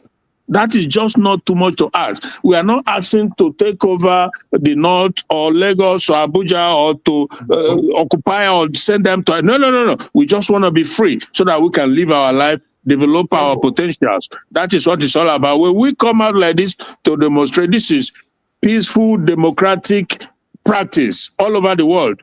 You know, so so I'm happy. I'm happy for this demonstration of dissatisfaction and the demonstration of rejection of Nigeria. That has been made very clear. Anybody, anywhere, it doesn't matter where you belong. If you don't understand it, you are lying to yourself. The people have shown over and over again that they want out of this forceful, demonic marriage. That's a fact. And if they think that they will continue to hold us in it against our will, well, obviously, like I always said, if you are holding somebody down, the person is not moving. You that is holding him, you are not moving either. And that is where Nigeria finds itself today. That Nigeria, or even all these smaller countries in Africa, they are all moving ahead. I'm telling you, we saw Cote d'Ivoire when they had when they hosted African Cup of Nations a few years ago. It went smoothly. But Nigeria, trust me, bro, Nigeria cannot host African Cup of Nations. There will be electricity, there will be blackout here and there. We saw it when it happened. No country will risk their players to come and play in Nigeria. Exactly. So it's obvious for anybody to know that this is one dark, demonic entity that has to be discarded. It just has to be discarded. People go their separate ways, build yourself, develop yourself at your own pace and as you will. So that is what it's supposed to be. But I'm believing God. We are believing Chukwuka that in his time is coming. It's just coming right around the corner, because there will be this briefing or report that will be going to President Trump on a lasting solution to the problem. So we shall see what those solutions, what those suggestions rather should be, you know, because it's meaningless continue to cohabit with these people in this evil entity. You know, I always say that darkness and light doesn't cohabit. You know, water and oil, it's just not possible. They always fight because we don't have that commonality. There's no agreement. So what is the point wasting time? You know, so let's see what the report will be. They have to abolish the Islamic law that has continuously massacred people, and it's not slowing down anytime soon, because every day they continue to make a move. So that has to be one of the options. If they said no, they are not ready for it, so they can have their own region and practice their whatever they want to practice. That is, I think that's the last thing, this thing to it. And so it's an amazing time. It's a amazing time to be alive and witness what we are witnessing. God is moving all over the place. The things you least expect will happen is happening right before our very eyes. So even the strong hand holding everything down, they will begin to lose up, because their time is up also, you know. Odiego, my brother. Yeah, thank you so much, my brother. It's a very interesting time, and it's a thing of joy to know that our people are keen in homeland. Our people are keen in homeland. I have always said it that my own lookout is anything that is going to present us to the world, anything that's going to bring up the issue of Biafra, put us on the front line. I don't care where you are. I don't care under which group you're operating. I don't care as long as you're doing meaningful something meaningful that could add a positive effect to the cause of Biafra. Once I see it, I'm going to promote it and push it forward. My concern is our future, Biafra. That's my concern, nothing else. So I really appreciate those who have put this together in Abia State. And we also look up, it's also a test for Abia State governor. It's a test for Abia State governor, because since his regime, I don't think we have had any massive protests in Abia State, and we have not seen him going after people like other people do in their state. Exactly. So, yeah. But we have seen a protest that was done for Mazi Nnamdi in the government house, when they went to ask for the release of Mazi Nnamdi in the government house, and now we are seeing the people marching in the street. So it's a test for him also, because we will never forget whatever anybody does in his office, in the title you hold, in whatever position you are being given in the course of our journey. We will not forget. The record will be there for you. When time comes, you are going to answer for it. So we will continue to do everything we have to do to make sure that our voice is heard in all corners, in all points. There is another video. Yeah, go ahead. But I was going to say that these are testaments, you know. The people, they are as enlightened and as aware as it gets. Those flags you see there means a lot. It goes deep. When you see those flags, they are being flown there, the American and Israeli flags. It tells you who we are, where we belong. You have to be able to choose your friends, you know. Your enemy, you must know your enemy, identify your enemy, and choose your own friend. It means a lot. It means a lot. British is the colonial empire, but their flag is not flying there. Even the ordinary man in a remote village understand the game. You see what I mean? Yes. So that should send a clear, unequivocal message to the British. It's enough time now for you to rethink, have a rethink, because it can't continue. You just can't continue. At some point, the Chukwuka Abiyama will bring you to book, and it's happening right before our eyes. I was watching a program this morning. The things they said about Trump and their wishes, everything. If only wishes were horses. If only wishes were horses. What the things they wish on Trump. And just this morning, his flight suddenly developed mechanical fault. Can you imagine if something bad will happen? Can you imagine if something, God forbid, something happen, how much they will pop champagne, these people, you know? Odiego. But God is God. God is not sleeping. Thank you, my brother. Thank you so much. Thank you so much. I think I got Ocean. You're there? Ocean, if you're free, unmute yourself, speak to us, Ocean. Yeah. Mazi Chief Survivor. Greetings according by your time zone. You're welcome. And I greet you as a priest.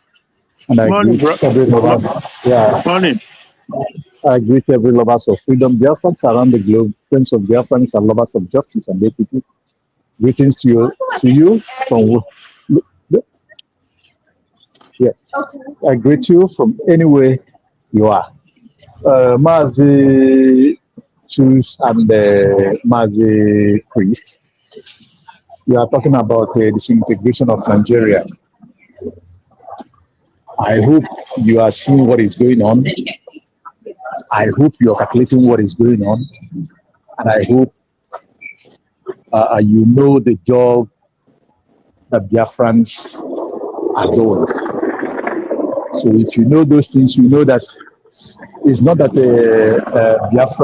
Nigeria is going to integrate. The process, the process of Nigeria to be disintegrate has started long ago, and it's ongoing. If you look at the trend and what is going on, and that is what we pray for. That is what we stand for. So I don't think it's right to say that you think or you wish. There's no more wish. For us to live, for us to continue existing, Nigeria must be disintegrated. And that is what it is. The people that they force us together with, which is the Fulanese and the North, we are not in the same tradition, we are not in the same belief, we are not in the same way of reasoning. Our agendas are not the same. So we cannot live with those who want to kill, those who want to slaughter, those who want to annihilate people and take their lands. No, we cannot. And decide from what we see, from what is ongoing. Trust me, Nigeria is gone. And there is no way of turning back. Mazi Nnamdi Kanu said it, prophesied on that. Like we say, the Mazi priest, Mazi Nnamdi Kanu caused the British that is holding their passport. We caused them because of what they are doing against Biafrans. The kind of injustice that they have meted on us, using Fulanese and the northern Nigeria with Yorubas against us. So they are facing, Britain are facing their own problem. Even Britain itself is no more United Kingdom. There is even how do you say it, breakup going on in Britain. The Muslims have taken over Britain, stripping their powers from them. So you can imagine that. So what I'm here to say this morning is that the process of Nigeria disintegration has started, and it will never go back again. Our brothers and sisters protesting in Aba, it's a very good development. This is the part of the job that Biafrans have been doing, being bold in your land.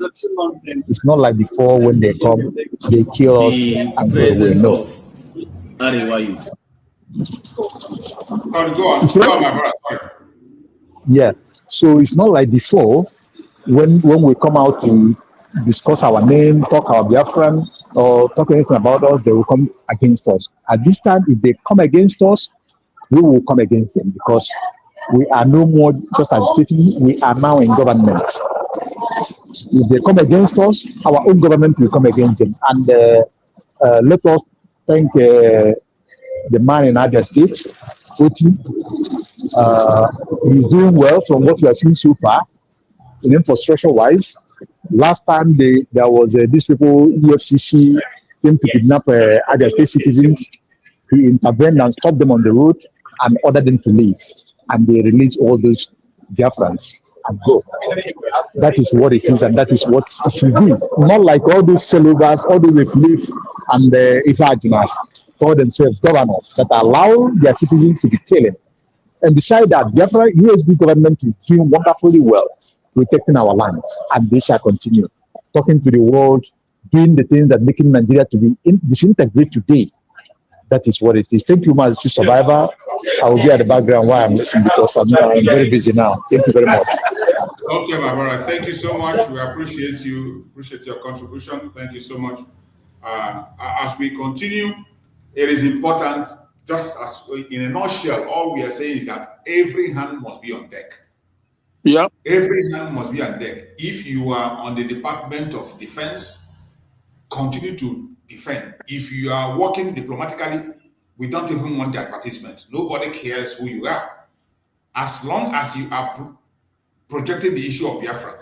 Once I see the work being done, you don't need to tell me to talk about it or to promote it. Once I see it, I am going to run with it. Just like this group that I said, I don't want to know who they are. I don't care to know where they come from. But what they are doing is bringing us up at this particular point in time that we know something is happening. Likewise, in other areas, anyone that has an assignment, be serious with your assignment, do something and get busy. And I pray that Biafrans will be catching this message as they are already catching it and doing it, doing whatever they want to do. Let them continue doing it. There is this video that caught my attention, my brother. I don't know whether if you have seen it, my brother Christian and Ocean. I don't know whether if you have seen this video. This video caught my attention, where the leader of the Arewa youth, the leader of the Arewa youth was warning Igbo people. Recently. Yes, he was warning Igbo people in support of very dark man. Yes. I've come across it. I've come across it somehow. The man is very stupid. That video is very deep. It's deeper than what we know. You know, sometimes issues people don't pay attention. Yes, the man wants us to collide with our brothers in the so-called South. You understand? Because the very dark man, you know where he come from. So what the man is saying, what the man did was very deeper. But at this time, Biafrans will not allow them to do what they do, what they do in 1967, or what they are doing against the so-called elite. Not their head, create confusion, give them money, and let them kill themselves. It will not happen again. Yeah, on this video that the man, I got deeper things in it more than every other thing we've been talking all this while. You see, when this man came there to speak, I'm going to play the video, but I would just want to say some few things before I play that video. That I have said several times that any activist in Nigeria that claim to be activists in Nigeria, Nigerian activists cannot be trusted because they are all there for one interest or the other. You can't trust any activist. There is no genuine activist in Nigeria. Not even one. Both those who said they are lawyers, activists, not even one. No one is genuine. They are all working on the ground for one single project, to twist narrative, to change narrative, or to use them against their own people. Mazi, once you are a one Nigerianist, you cannot be trusted. Not at all. If you are Mike Ozokome, you know, when they came on board, I said it from the get-go. I said, look, this guy is a one Nigerianist. Therefore, you know, it's like the minus and plus, right? Yes. It's usually negative and positive. So we are Biafrans. So if you are one Nigerianist, regardless if you are Biafran or if you are Igbo or if you are Edo or Yoruba, whatever, if you're a believer in one Nigeria, then you're on the negative side. So that is how I haven't seen this video. I don't know what it's about, but I'll just. I'm going to play it, but I just want to make this comment before I play the video. It's the man was trying to give a support to Very Dark Man, calling out. You know, Very Dark Man has a problem with B-Lord. They have been engaging in one problem or the other with B-Lord. And this is something that has to do with them personally. The only person that dragged tribe into it was Very Dark Man. Very Dark Man, at a point in time, he dragged the Igbos into the issue. He's being used. He's being used. Yeah, exactly. Where he mentioned Igbos in the case. Yeah. And he went ahead attacking Igbo businesses. He have made several videos where he called Igbos. But all the time he has been doing this with B-Lord. B-Lord has never called his tribe or dragged his tribe into it. It has been personal between him and B-Lord. But he always played that tribal game to drag Igbos into it to win sympathy for himself. He's being used tactically, and yes. some of our people have not been able to catch up with his antics. They have not been able to catch up with the tactics. That is why I want to explain this before I play this video. So Yeah, because it's good. It's good. You can be able to digest it properly. Yeah, it's good that you make the explanation, because it's also good that our people open their eyes. Because people will come in different forms, you know. Enemy people will come pretending to be neutral, but in actuality, they are not. Some will come pretending to be a friend, but in actuality, and they try to penetrate you. I remember one time he was in Onitsha, one of these places, because a guy was killed and he mobilized Igbo youth, and people say, oh, he's this, he's that. All these are all game, just to gain and win you over, and so that when they are now hitting you, when they are now preventing you and become a stumbling block towards your freedom, then you will not be nowhere to be found. It's all, that is when you say, begin to mulan no anya 24/7. Okay, I've forgotten this one. Oh my goodness, so my head. But you see,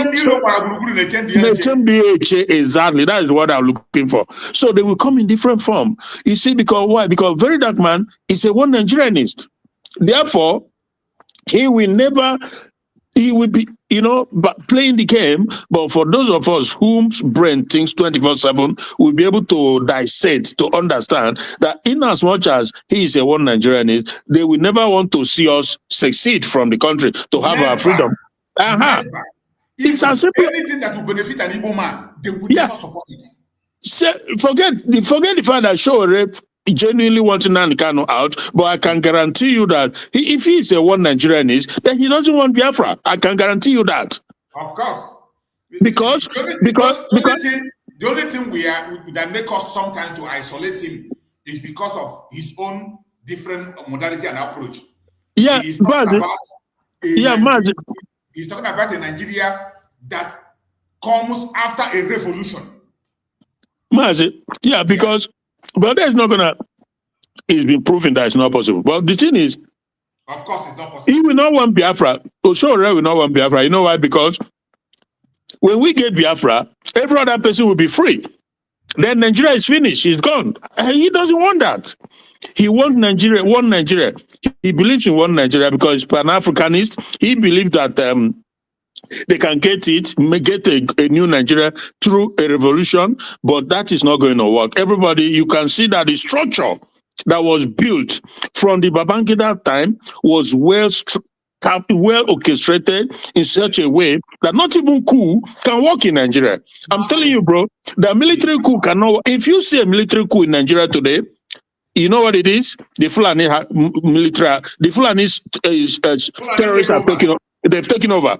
I am telling you, I grew up in that time of the Babangida administration. They took time to work out this modality that is playing out now in such a way that what happens in Nigeria, even 1/3 of it, just a 1/3 of it happens in other countries, the country will be finished. But in Nigeria, they've so structured it because, my goodness, it's well thought out plan they put in place so that at the end, the ultimate goal is to achieve that Islamization and Fulanization. And that is why when you see these Northerners today, anytime they hear maybe Representative Raleigh Moore, a great human being, we pray that God blesses him and his family, who is on the money. He is very much on it as we speak. But you see these Fulanis, they are jittery, not because of their love for Igbo or Biafran or Yoruba, no, but because of their set target to keep it together, one Nigeria, and take it over. Audio, my brother. And this guy, I've not seen the video, but I can figure out, I can imagine where he's going to go. But thank you. Yeah, I can visualize what it will be. Thank you. Let's listen to the video. Abdul Dambature, the president of Arewa Youth. I am here to draw the attention of my brother Bilot based on the issue he has between him and Very Dark Man. We are here to warn or to call the attention of Bilot. Any Igbo attack on Very Dark Man, it is an attack to the entire northern Nigerian youth. We will not allow the issue between Very Dark Man and Bilot for someone to take it personal. No. Bilot and Very Dark Man may have their one or two issues, but my brothers from the southeast should not take it as a problem, or they should not take it as a war between Very Dark Man and the Igbos. No. They should not take it as a problem between Very Dark Man and the Igbo. No. Very Dark Man did not have any problem with Igbos. And the reason why we, the Northern Nigerian youth, are coming out to support Very Dark Man is because Very Dark Man is one of us. Very Dark Man based in the North. Very Dark Man grown up in the North. Very Dark Man, his everything, his entire life is in the North. And will not allow anybody or any group should come out and start attacking one of us. And Very Dark Man is one of us. Please and please, stop this hypocrisy. Stop the attack. Stop the Igbo attack on Very Dark Man. We will not allow that to continue as the body of Northern Nigerian youth. Thank you very much. Oh my God. This is so comical. This is really comical. It's funny, like hell. Huh? It is comical, but it is deep. It's deeper than what we see. Yeah, well, yeah, obviously. But the thing is... this is the leader of the Arewa youth. Look at the banners that are his back there. Look at the pictures in his back there. This is their spokesperson. These people, they are not even as brilliant as one. Trust me. It's just that, you know, the British came in and did the balabulu that they did. You know, they created this monstrous entity and the system that has completely, like, hampered every one of us. These are not smart people. So Very Dark Man, maybe born and brought up in the North. So what? When Very Dark Man, there was a time he said something. They came after him when he said something about, was it about Satan of Sokoto or something? I don't know. You remember, right? They came out and asking him that he should denounce, he should apologize, blah, blah, blah. And but the thing is this, for me, I'm not naive. I understand these things, you know. The Very Dark Man, I don't know. I'm sure he's Edo, right? So obviously we know that majority, not all the people in Edo. There are some in Edo who they are fed up completely. They had it to the brim. They want out too. They want out of this Nigeria, right? So, but there are those who are not, who for some whatever reason, they want to continue in one Nigeria, either because the one Nigerian system has prompted them up, groomed them, right? So they come out in different form, different shape, with pretext acting as they are the solution to the problem. Because I saw the young man, he's a young man, acting as if he has solution to all the problem in Nigeria. We've seen it, that he can call out military, he can do this, he can do that, but don't be deceived by all these antics, you know, all these antics, don't be deceived. If he is that powerful, if Very Dark Man is that powerful and honest person, if he's that sincere, let him go and call out Gumi, tell the Nigerian people, why is Gumi untouchable? Why is Gumi a secret cow? Why is Tinubu afraid of Gumi? Gumi is a terrorist, sponsoring, coordinating, organizing everything about terrorism. We know that. Everybody knows that. Why is Very Dark Man? If Very Dark Man want Nigeria, if he want Nigeria, if he love Nigeria, why are they not, like the way he went after the other guy from Nyoma guy, you know, I forgot his name. Harrison. He went after him, right? So if Very Dark Man is honest and is fair, if he is fair, and he's what he's pretending to be, does he not know the role Gumi is playing in the country? Does he not know that Gumi is the middleman? That Gumi is the go-getter for the terrorists? Or is he scared of Gumi? Or Gumi is too big for him, right? Any issue, one thing you should know, that any issue that has to do with Nigerian government, he never go into it deep. He never go. Sometimes he just talk about it, within a few minutes he run away from it. He never go into it. You know, he never go into any government issue, anything that has to do with federal government of Nigeria. No, you will not see him. It's selective amnesia. That is what he goes. Because I remember when some girls in either Ivory Coast or one of these countries, then he went after that bigoted Yoruba woman, right? That Abika. You remember, right?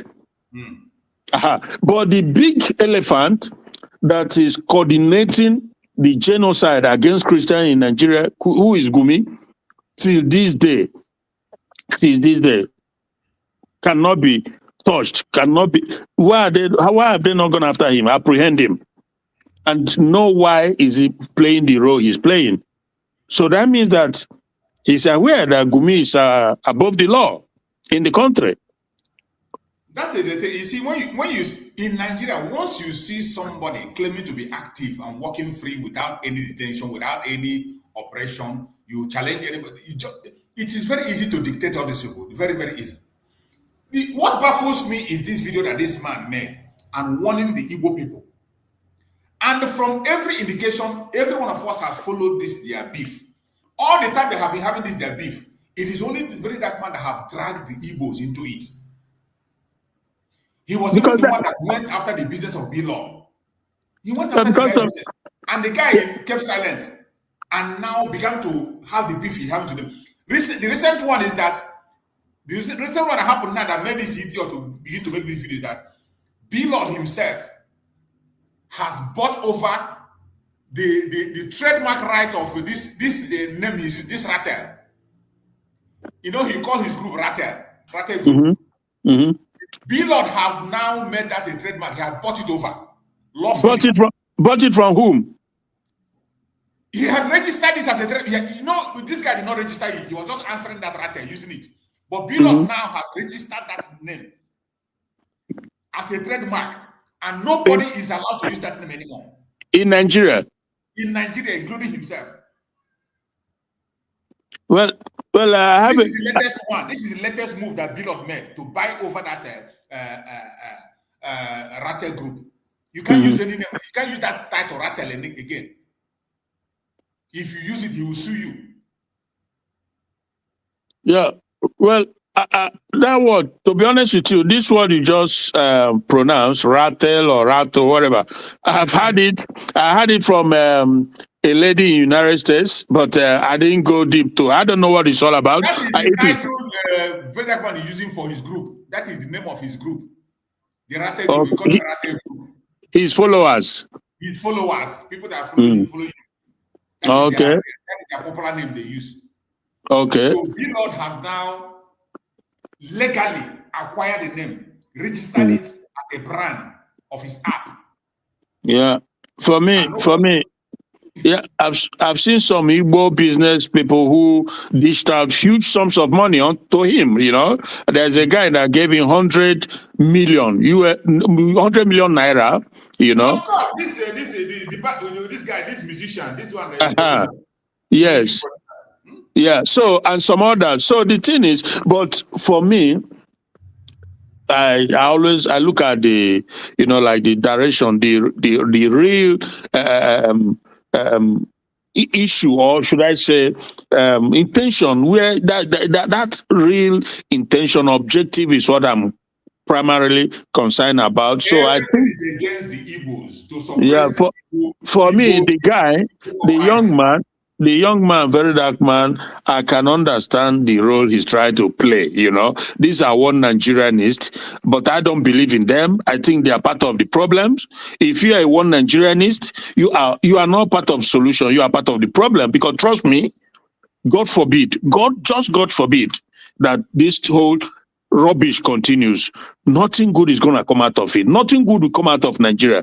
I have said this severally. Moving forward, there's nothing. If you continue to support one Nigeria, you are as evil as they come, because no one Nigeria have nothing positive, nothing to offer, nothing good to come out of it. I am telling you the gospel truth, and it took me time to come to this conclusion.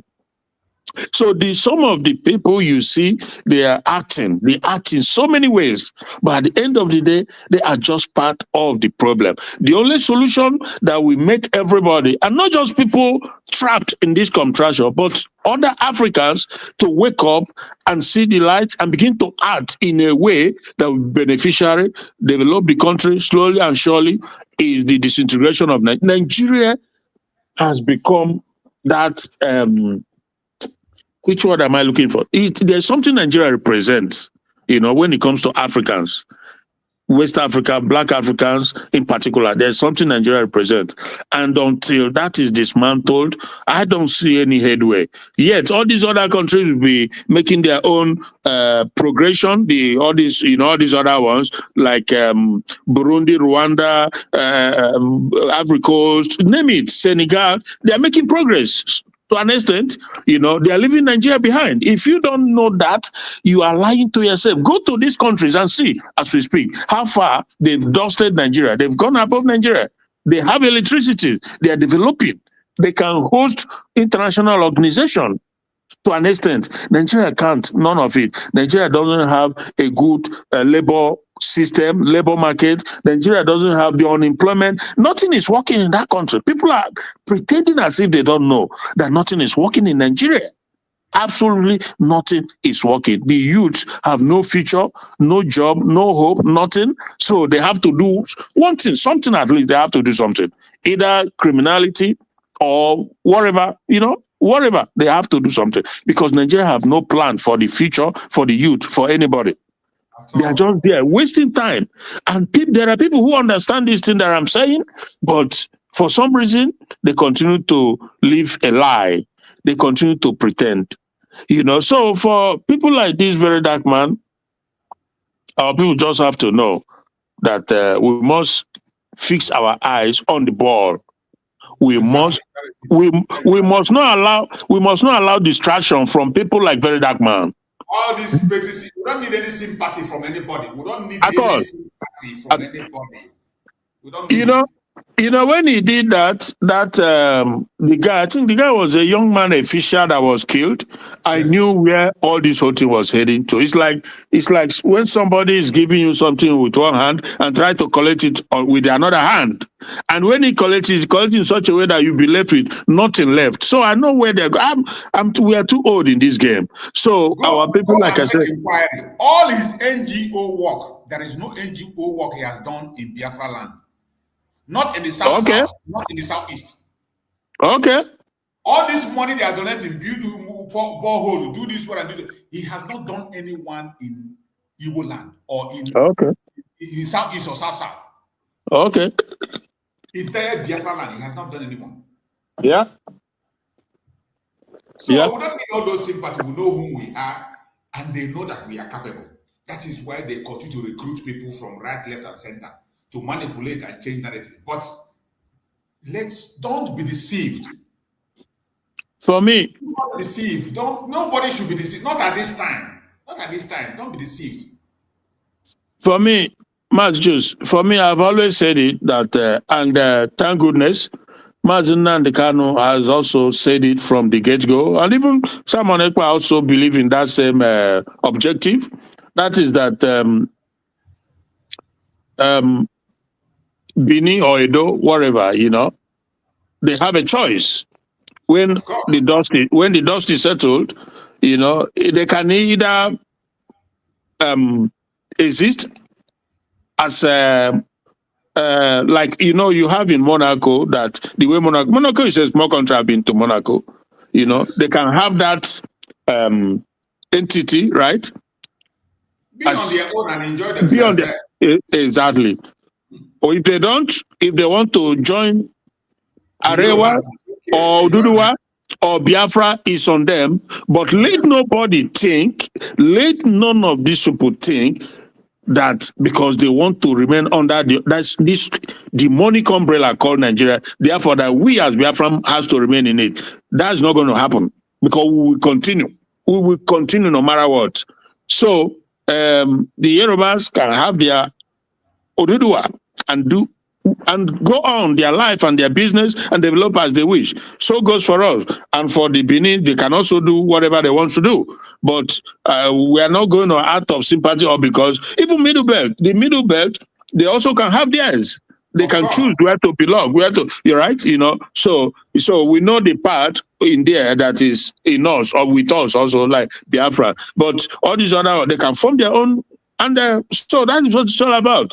We are not disturbing anybody. We are not putting a hindrance or stumbling block. Let nobody come and do that. Either way, either through sympathy or joining us to fight or whatever, it's not going to change anything. Our goal is very focus-oriented. Our ambition is focus-oriented. We are not deviating. No distraction. It's Biafra or nothing. Thank you, my brother. Thank you so much, my brother. Let's just listen to this little music for a short break. Don't follow for Gotao. Them say Tinibu don't follow for Gotao. Tinibu don't follow for Gotao. They want to take it, that's the chop of our head. Senate house fall and the criminals, concrete military fall and the terrorists, injustice on Photoshop, forget law for inside court. Changaro Republic at the government. Abubakar Malami don't fall for Gotao. Him and EFCC put leg for shit. Them say Sheikh Kukumi don't fall for Gotao. Because Donald Trump don't come to Machamo. Hingo matching Boko boys, matching terrorists. As the government knows that the way for kidnapping to stop. I make it don't fall for Gotao. Them making Nigerians see one die for suffer. Welcome back. So we continue. There is one thing, one news again that is making waves that I would like us to also look into. Did you see the news about Tinubu giving the second highest honor in Nigeria to a fraudster? No, I didn't see it. Who is the fraudster? The Lebanese fraudster who helped to launder money for what do they call him? For Abacha. And the closest ally of Tinubu and France is the one linking him to all those France movement. He gave him the honor of CON. Mm-hmm. As Tinubu just came back now from let me bring the video that somebody made about that. All right. Let me bring the video that this guy, one Nigerianese activist made. He was shouting and crying, and the shouting and crying cannot end it now. When I go shout or cry, the thing will happen will even happen more. The situation will be worse.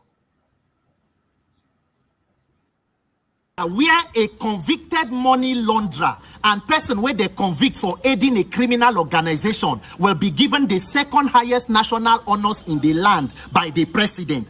The title GCON, where they give vice president on his inauguration, GCON. Given by President Tinubu to his friend, Mr. Gilbert Shoguri, a convicted money launderer. A round of applause for President Tinubu and his APC gang of political bandits. This is what you call state-sponsored reward for corruption and criminality. It is an atrocious sacrilege, but unfortunately what APC cannot do does not exist. Now we Nigerians, they deceive ourselves thinking APC is just bad government. No, APC not be just bad government. There is good government, there is bad government, then there is APC. It is in a class of its own. It is a threat and a danger to the moving forward of the country. What we have today is not government of the people by the people. It is a government of criminals for criminals, and only criminals will get the reward. Waiting, I don't talk for 2023 when I go remember them. I said the situation of Nigeria after that election, the closest example be say, the body of person where they sick, where be say he needs surgery, he need oxygen. Instead of handing that body over to trained medical professionals, may they resuscitate and revive the body was rather handed over to quack organ harvesters. People will not get interest in awakening the body, but go rather they commot kidney, commot liver, commot vital organs to sell for personal gains. Any working way supposed to remove APC and end this affliction in Nigeria must be a national consensus. If you are not talking about liberating Nigeria from this gang where we did so right now, you are wasting time, Nigeria. So this Mr. Gilbert Shoguri, waiting be his own record, because the question will be say, waiting he do to deserve this honor? What is his contribution to Nigeria? According to the records where they on ground, even by the US investigators, this is a person who was accused of helping the late General Sani Abacha to launder looted funds from Nigeria. He was convicted of money laundering in 2000 and aiding a criminal gang. He became somehow friends to the current president, even while he was governor. All the work where they do from Banana Island, the Co-Atlantic, including the alleged company where they opened for British Virgin Islands, which his own son and the president's son were reported to be seated on the board. And somehow they don't move like that. In fact, in 1997, the news magazine, which is owned by the current one of the spokesperson to Tinubu, Bayo Ononuga, they put a news report with a caption, Shoguri, how a family captured the entire Nigeria. But today, that same Bayo Ononuga, they run their mouth like a second-hand grinding machine to defend an act of giving a second highest honor to a person they know to be a convicted criminal. When they give him this award, according to the award, it was given on the 8th of January. So apparently, part of the reason why the president been there for France now to attend the 80th birthday of this man. And according to the award, it was given while the president was in France. And if you follow the National Honors Act, section 3, subsection 1 specifies, say, the president must notify and signify of the person where he wants give and why he should be given that honor. This one nobody see anything. Now they leak where they see say they don't give him. Now the thing leak now where the thing they social media and there is no statement from the presidency. Now the question again go be say, what is the link of this person with the French government? Because he's not from France. You can see certain pictures and videos where that man Gilbert Shoguri don't go with Nigerian delegation to the French government. Make una not forget say, in fact, within the first 1 year of Tinubu administration, he visited France more than 8 times. Last year, December, Nigeria signed MOU with France on tax issue. Till today, nobody for federal government don't release the memorandum where Nigeria and France signed based on tax. Remember, Tinubu get his record of taxation from Lagos State with the Alpha Beta issue. So all of these things linked together. Today, Gilbert Shoguri don't collect GCON award, the second highest national honors. Also, the president, make una note and notice the kind of people where they also be his friends. Remember, during when they share tractor, President Tinubu meet one of his friends, Mr. Alex Sigman. That one is a Belarusian. This one now, Gilbert Shoguri, 90 day where we did so.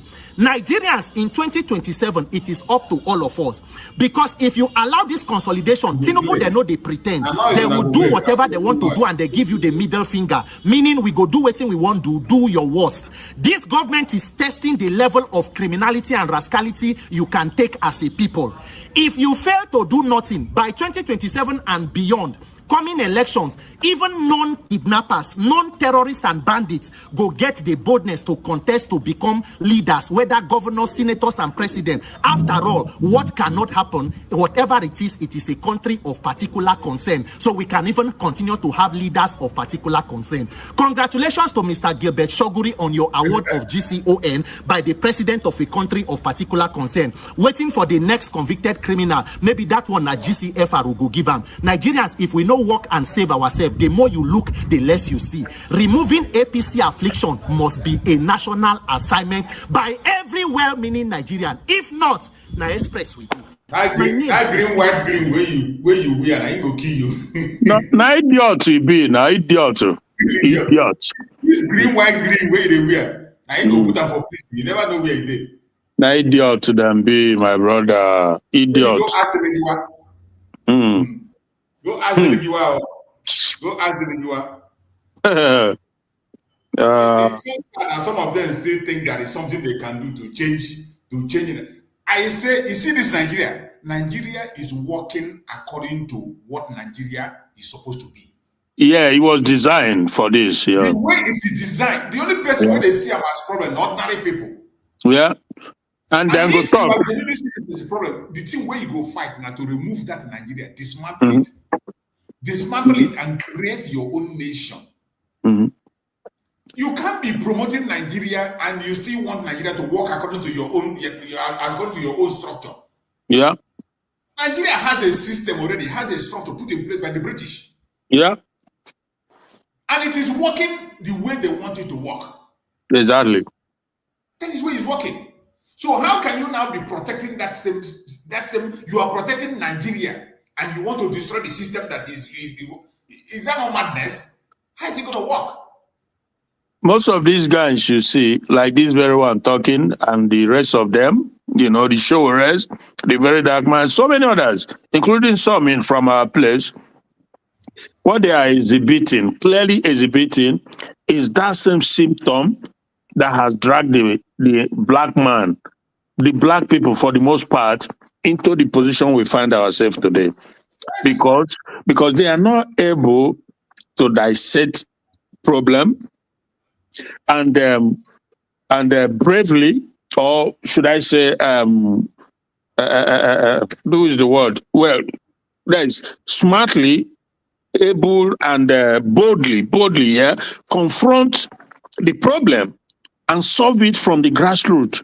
And if you look, I saw the video of this representative Raleigh Moore in the United States.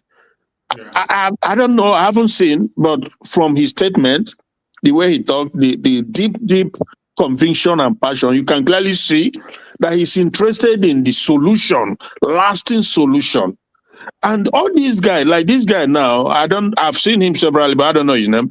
But what they are kind of prescribing, or the solution, they are whatever they think they are doing, is just like, I don't see any light at the end of the tunnel from what they are suggesting. There's no solution to it, because again, if I will sit one-on-one with them, then I will ask them questions, then they will have to tell me how this problem facing everybody can be solved. You have to tell me, because he's talking, it's not, Tinubu is, there's nothing about Tinubu that is worth anything. Make no mistake. He's been like this all his life. He's a status quo criminal all his life, and nothing good can come from him. Nobody know anything about him. Nobody know the school he go, the age, if he's even Yoruba. Nobody know. Everything is speculation. There's nothing to concretely can show you whom Tinubu is. So, but having said that, Tinubu is not the all and all problem of Nigeria. No, it's not. Because if you remove Tinubu and you put Peter Obi or Shore or this guy or Atiku, it will remain, it will continue. Are you kidding me? The problem will not be solved, no matter who you put there. Those are not it's not leadership. You remember that there's this Yoruba guy too, what's his name? He's a lawyer that he's obedient to. I'm trying to remember his name. Oh my God. I can't remember his name now, but he's an activist, right? He's an activist, a lawyer who was put in prison briefly and was released. Maybe you know him for sure. It's just the name that we can't seem to. No, Nnamdi is not Yoruba. Nnamdi is, I think, Delta. This one is Yoruba guy. Okay, Yoruba guy. Yeah. So they put him in prison because they said, I don't know if it's character assassination, defamation, I don't know, whatever. But he's the one, oh no, I can't remember. I know, you know the guy. So, but, you know, he also said, I think it was 2 years ago, before Tinubu, or after Tinubu emerged, when they gave him the presidency, he said that nothing can save Nigeria, and nobody can change Nigeria. It doesn't matter who you put there. But he turned around, I think it was before the election, and he turned around, began to endorse P2B and became obedient. And so I was like, well, you have said that nobody can redeem Nigeria. Yeah, Dele Farotimi, yes. He said that nobody can redeem Nigeria. You know, he said it, right? Yes. He said it's not about personality. It doesn't matter who you put there, that nobody can change. Now, and I asked myself, so why then are you pushing P2B narrative? If you say nobody can redeem Nigeria, what it doesn't make, I don't understand how people, what kind of question they ask themselves when you say nobody, regardless, no matter what. That he just categorically said that it's not about personality. That it doesn't matter who you put there. And you turn around, so like this one who is shouting now, that if you don't come out to vote, as if every Nigerian come out and vote out Tinubu, apart from the vote we count, that if they all come out and vote out Tinubu, then you put somebody there who will now be able to handle this caliphate, the caliphate that is in charge of Nigeria, be able to tempt Gumi, except and of course, if the United States steps in and really committed 100% to overseeing the country. But this is the problem too. Sometimes, if you want problems to be solved like that, then you should be able to allow the country to take charge. Because because you can't turn around, accuse the person of coming for your natural resources, blah blah blah. But now, just like US is trying to secure you, you're going to talk into whole meeting. Exactly. So you can't have it both ways. On your own, you can't solve it. It's beyond your pay grade, 100%. These guys can't touch Gumi. They cannot go after Matawale. They can't go after Shetima. They can't go. These are these financiers. These are the coordinators of the terrorism that has destroyed Nigeria. Nobody, they're untouchable as far as Nigerian system is concerned, because they are the one running the country. So it's going to take a power, bigger and stronger to do anything. So aside that, if you put anybody there, they will just go there and waste a valuable time. The whole thing will continue. In fact, it will get worse. It will get worse, because when Buhari was doing this thing, the Fulanis were doing all sorts of things. Nobody, most people do not believe that with a Yoruba guy at the helm, that it will get worse. And look at it today. As we speak now, they'll just be roaming around with motorbike unchallenged in the same country. And in fact, that guy, just like we were saying, that guy has given another update. I will play his update now. They have attacked already. Okay, you see? And you know that there are territories today in the north that the Nigerian government, that is completely out of their control, where they are collecting tax and administering the region. And so these people, when you see like this guy now, you played his video, these are a bunch of people whom but again, I think when I look at them, I see them from different angles. There are so many reasons why they do this thing they do. It could be the fact that maybe for example, they are from such a minority, such a minority that don't see themselves being able to have their own independence and still does not want to join either Biafra or Oduduwa or Arewa.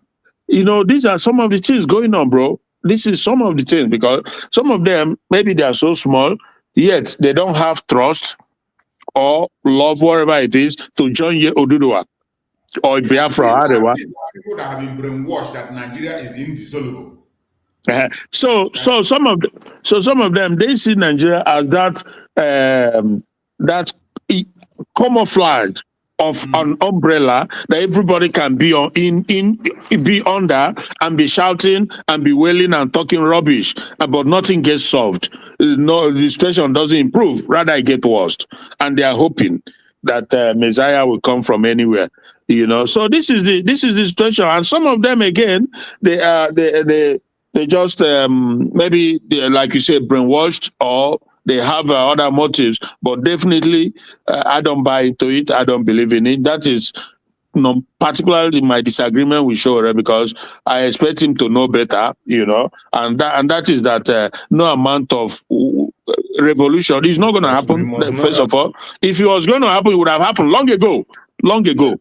The thing when don't happen for Nigeria, it don't pass, waiting go. Overpass mark, save, according to my Salon people, you don't overpass mark.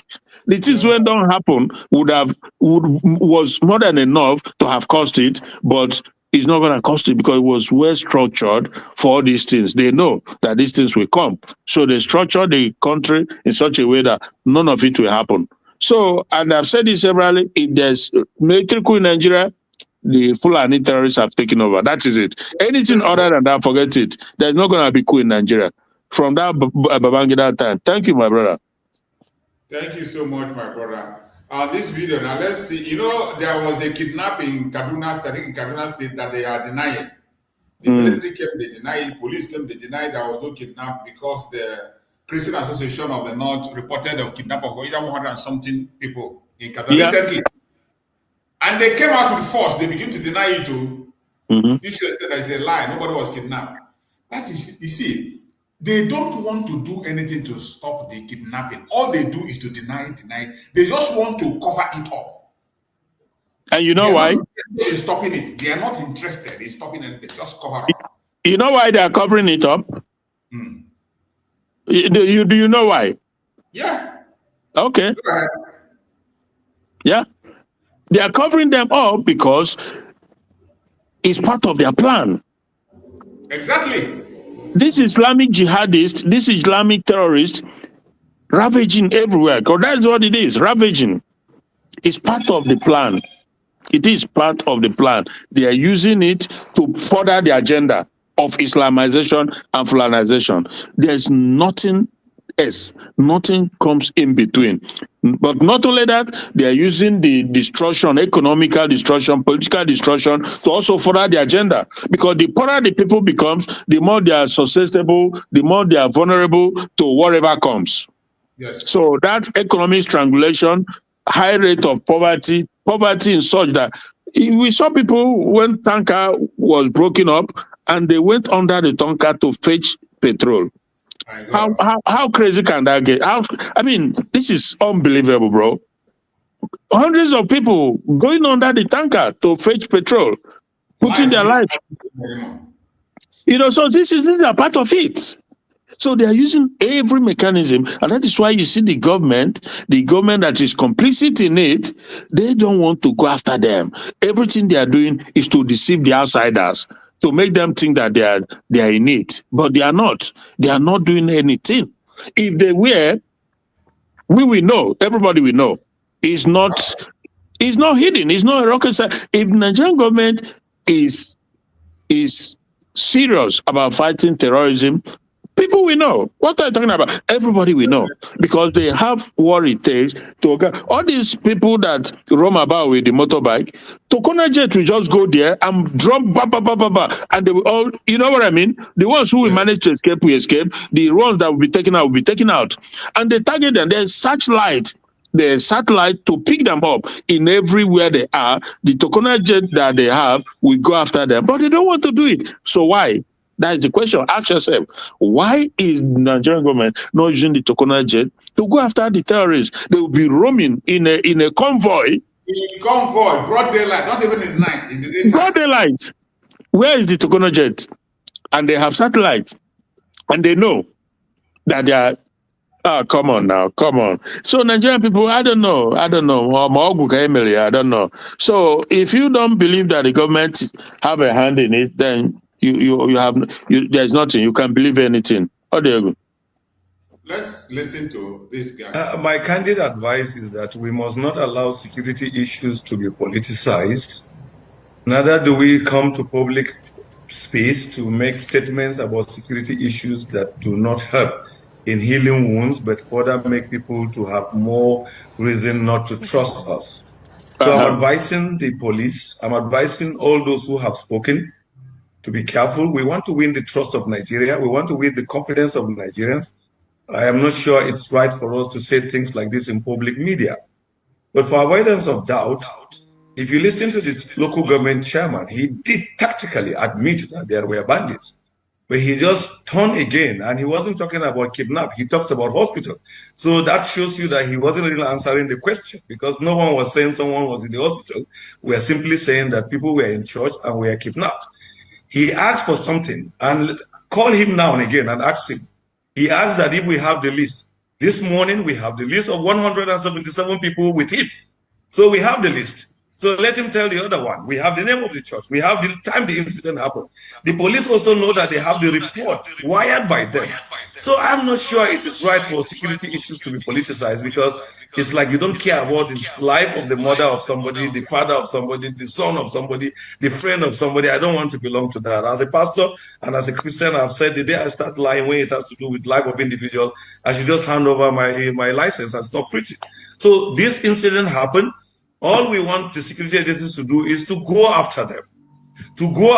But to come to the public and start denying, and I don't know who they were referring to as merchants, Sadly, we don't understand. Is it the community people who are Manchans?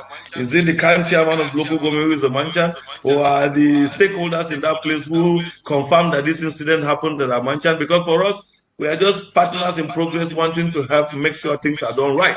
And we want to do it with truthfully. We want to do it with integrity. We don't want to join into the politics of lie. Sadly, this report had combination of party issue. I think you shouldn't even have another party speaking now. We're talking about Nigerians that we feel, we know have been taken away.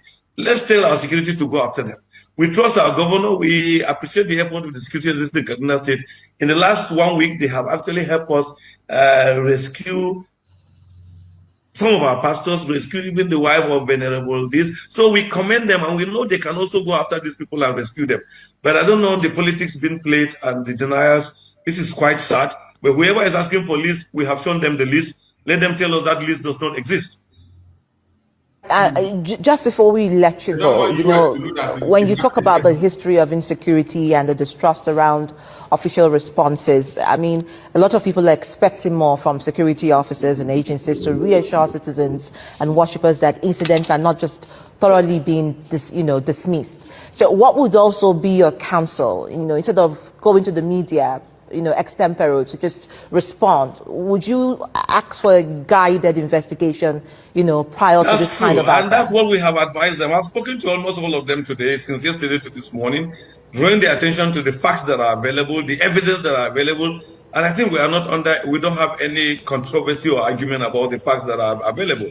Whatever may have led to the reason why they deny, well, I can't interpret it, but I want to appeal to everybody. This governor is being loved by Kaduna State people.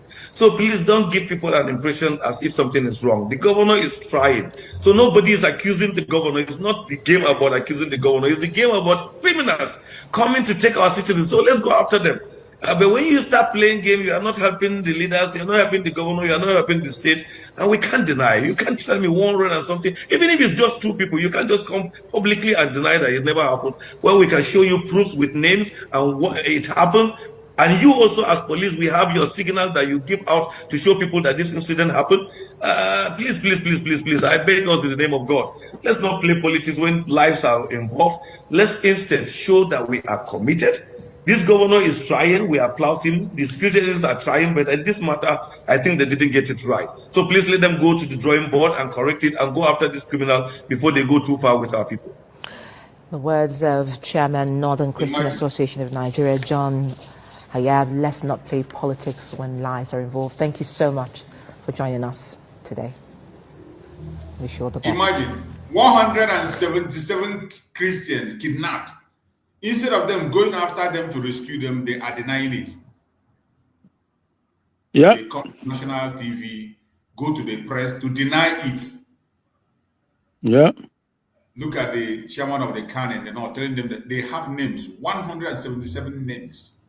Righteous, let me go out and come back again. Let me just go out and come in again. My volume, something happened. Okay. So, this is what Nigeria has become. This is what Nigeria has become. There is nothing you can do to take it.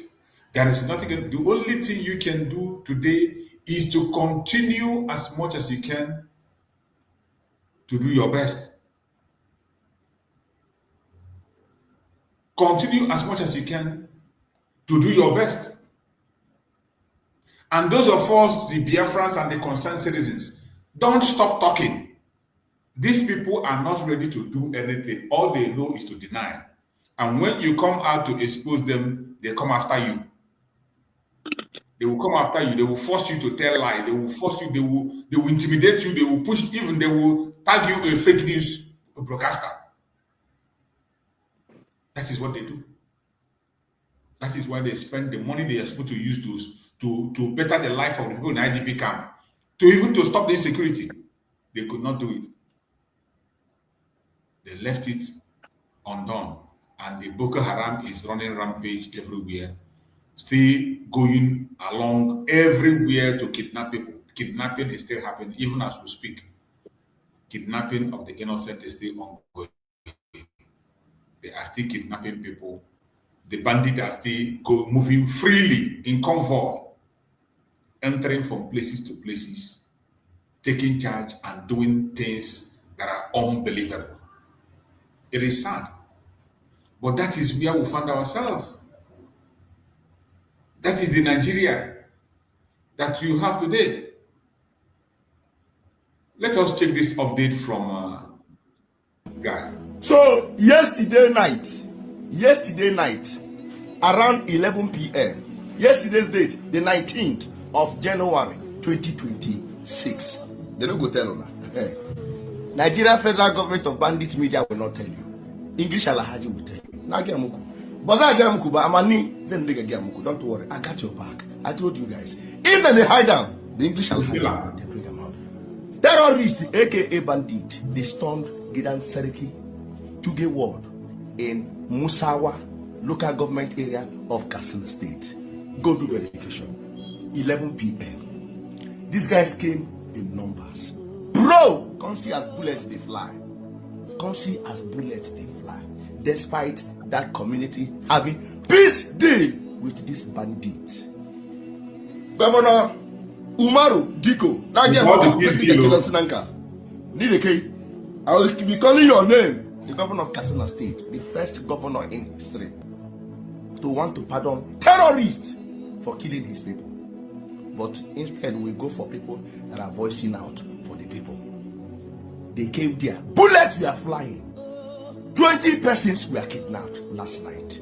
They're not going to tell us. As I'm talking to you right now, villagers are sleeping in the forest. They don't leave their homes this morning. They have run away from their homes. Go do verification. When I tell you to go. Bro, and they give you time. And they give you dates. And they give you village. And they give you local government. And they give you the governor name. Umaru Diko.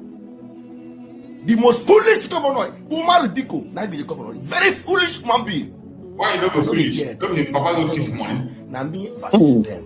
This is the part I choose. Bro, we can't. Everybody cannot keep quiet now. We all cannot be scared to die. We all cannot be scared to die. See what they did yesterday in Tuge. See what they did there. Bullets were flying. 20 innocent Nigerians were kidnapped. This morning, the villagers have run into the bush. Is Some it? of them. Where's Nigerian military? Scatter. Ask me. And still, okay. The foolish governor called Umaru Diko go a seek court order to free bandits, to free terrorists in the name of Malchus.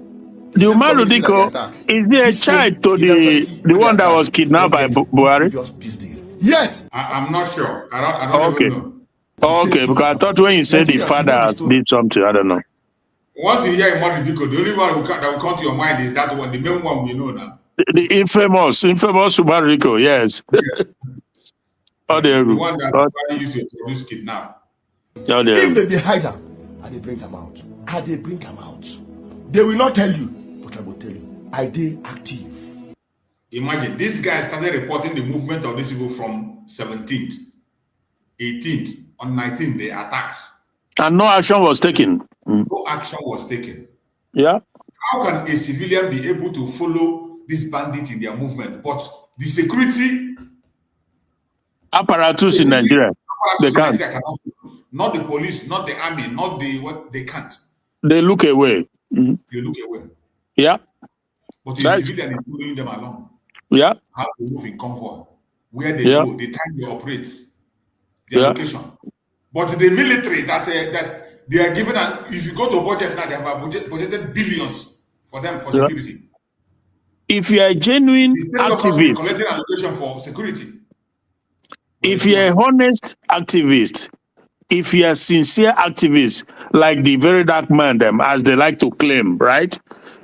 Like, so their topic, what they should be concentrating on is the fact that the terrorists, these Islamic terrorists, are just ravaging and they can just on convoy move around freely, and the government, the military, the security, all the apparatus, they do nothing. That is what one will.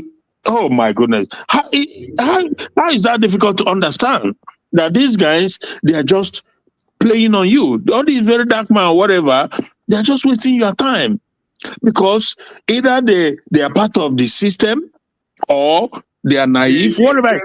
change narrative. Look at now. They are being used. They are being used to deceive. About attention of people to be Lord. People begin to gossip about individual gossip. Begin to they are being used. They are being used. Yeah. They are being used to divert attention from the written. From the written. Because if he was genuine, what he should be hammering. I was discussing with one of my friends in Manchester. I said, if Very Dark Man is a honest human being who is not an agent of the system, as at this point in time, they all should be hammering on the insecurity and those behind it.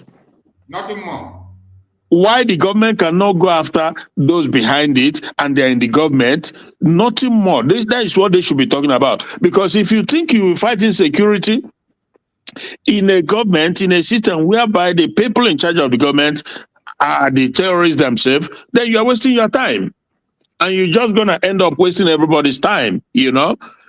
So there's one Yoruba, sorry, maybe it's not Yoruba, maybe it's from Kogi, young man, a pastor.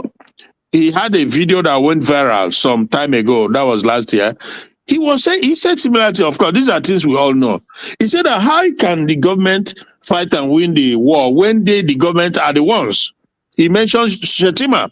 He mentioned the Matawales and this Ribadu and all of them. These are the government. These are the people that, you know. So how are you going to win the war? It's not possible because they will look away while the terrorists just, you know, rampage. How is that so hard for Nigerian people to understand? We know that the media are compromised. You know, they will not saw these things we are saying. You know, either that, again, maybe they are compromised or they are scared that they will come after them. I don't know what it is. I don't know. But I know that for sure something is wrong because their center focus. What the president is doing in Nigeria? Yeah, the focus ought to be the insecurity in the country. And why is it that the government can't go after them? I've never seen a government anywhere in the world where insecurity will ravage in a country and the government know the people who are responsible for it and they will do nothing about it. And they continue year in, year out. It's crazy, crazy, crazy. It never, nothing crazier than that. I'm telling you. How do you go? Let us listen to this interview that was granted to Netanyahu by Dr. Fields. He spoke on the issue of insecurity in Nigeria and the Israeli readiness to support. Amazing. I'll tell you something, and I also see what the president. Amazing. I said it's amazing. If on this discussion they talked about Nigeria, that is really, really amazing. I know Dr. Phil, you know, so, and he's a supporter of Israel. So that is a good one. If the issue of Nigeria comes up, it's good. So let's listen. And I'll tell you something, and I also see what the president is doing in Nigeria. He's right. He's absolutely right. Right. Those fanatic Muslims are just massacring Christians. And to the extent that we can help, both by expressing the moral support that I'm doing now, but also if we can give intel, that's part of our mission. We defend ourselves, sure. But in defending ourselves, we also defend our friends, our allies, exactly. And most importantly, the Christian communities around the Middle East. Well, they're being murdered all over the world right now.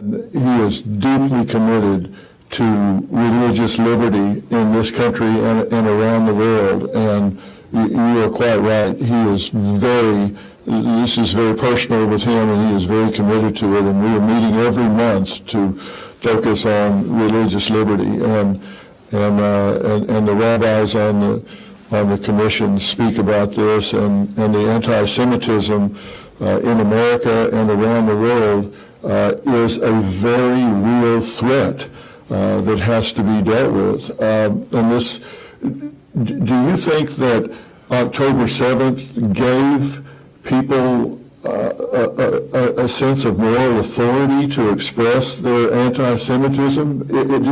It turned up so hockey stick dramatically after October 7th. Well, because the internet has been flooded by fake propaganda describing Israel as the aggressor instead of the country that's been aggressed upon, saying that falsely accusing us of genocide when we have sacrificed our soldiers in taking out terrorist places that we could have just carpet bombed and we didn't.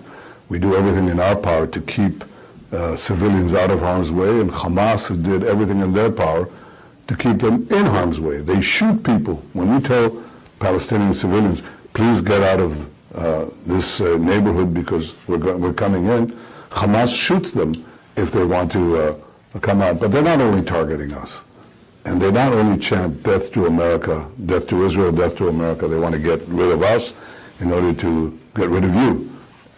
But they're also going after minorities, and specifically against Christians. Christians throughout the Middle East are being oppressed. They're being driven out. It's something that the only safe place for Christians, where the Christian community is growing and thriving, is in Israel.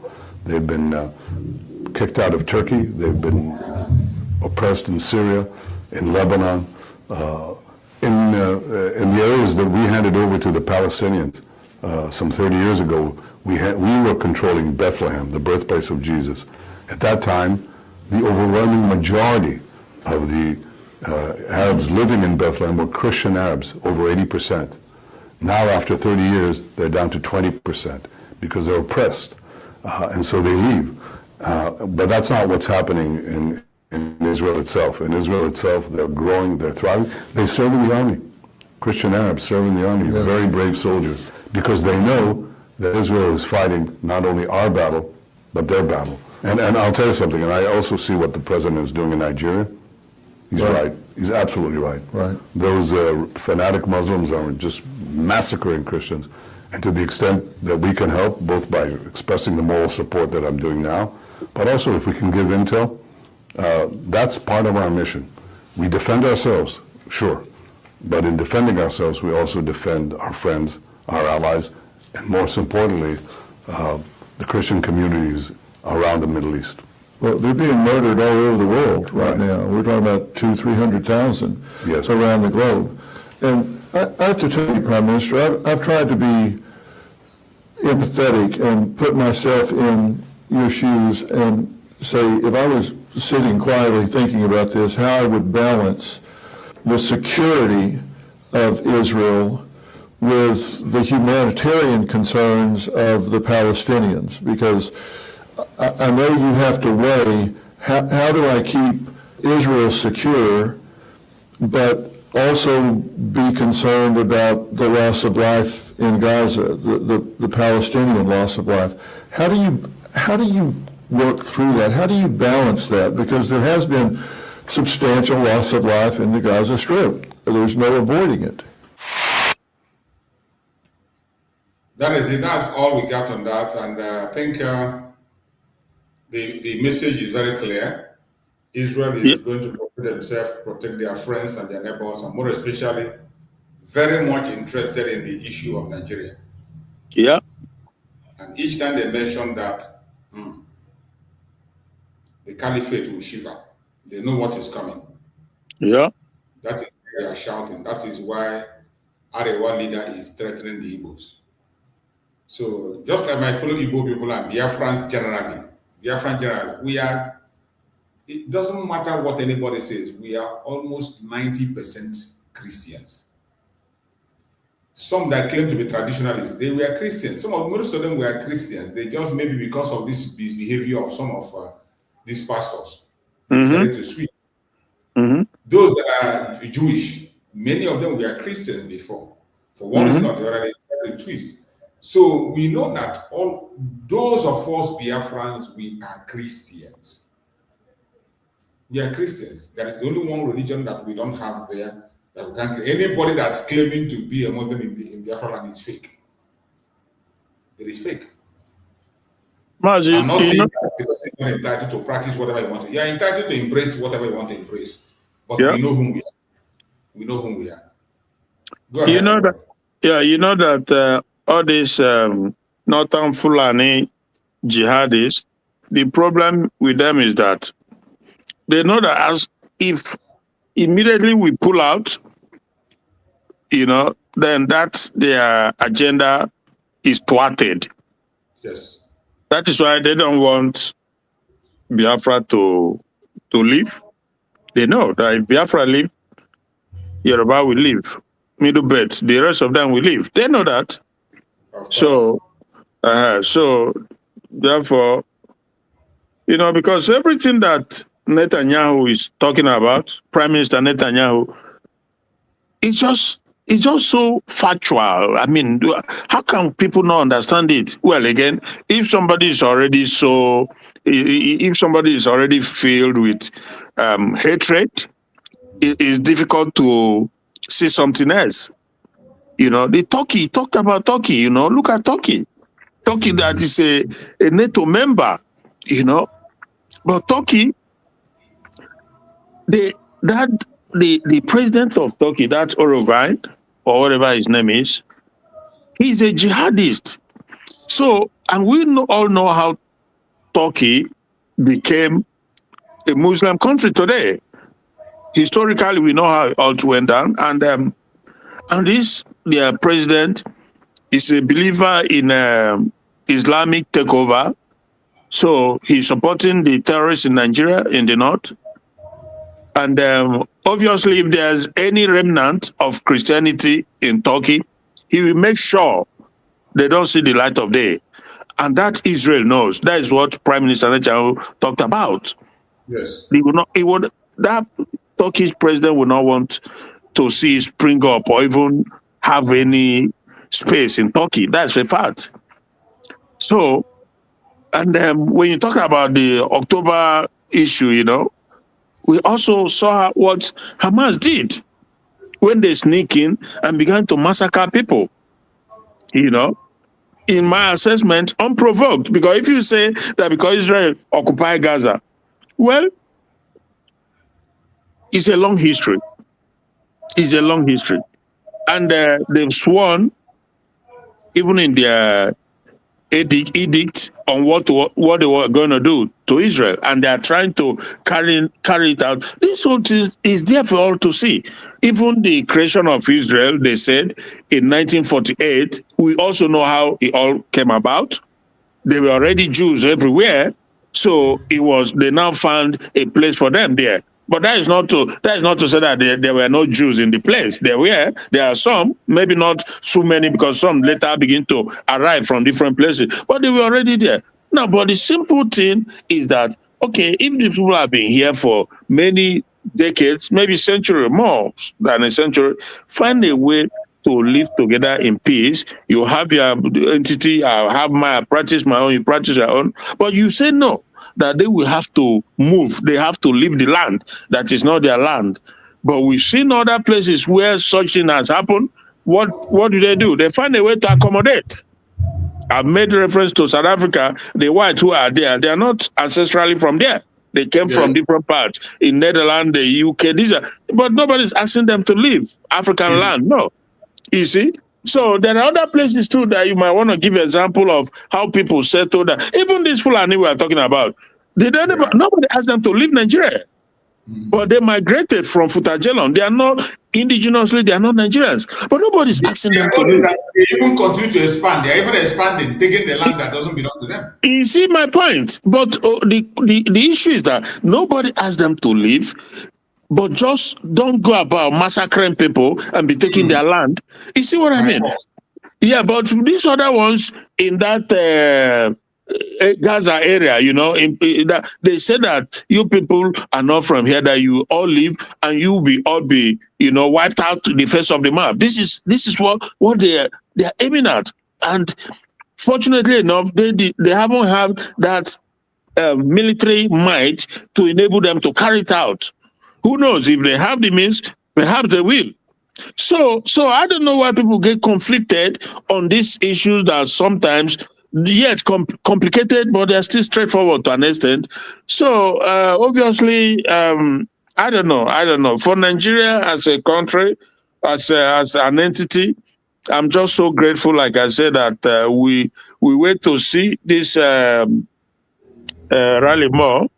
Again, I say God bless him for being very straightforward and honest. He knows that this is a problem that has to be solved from the root, this thing, from the bottom up.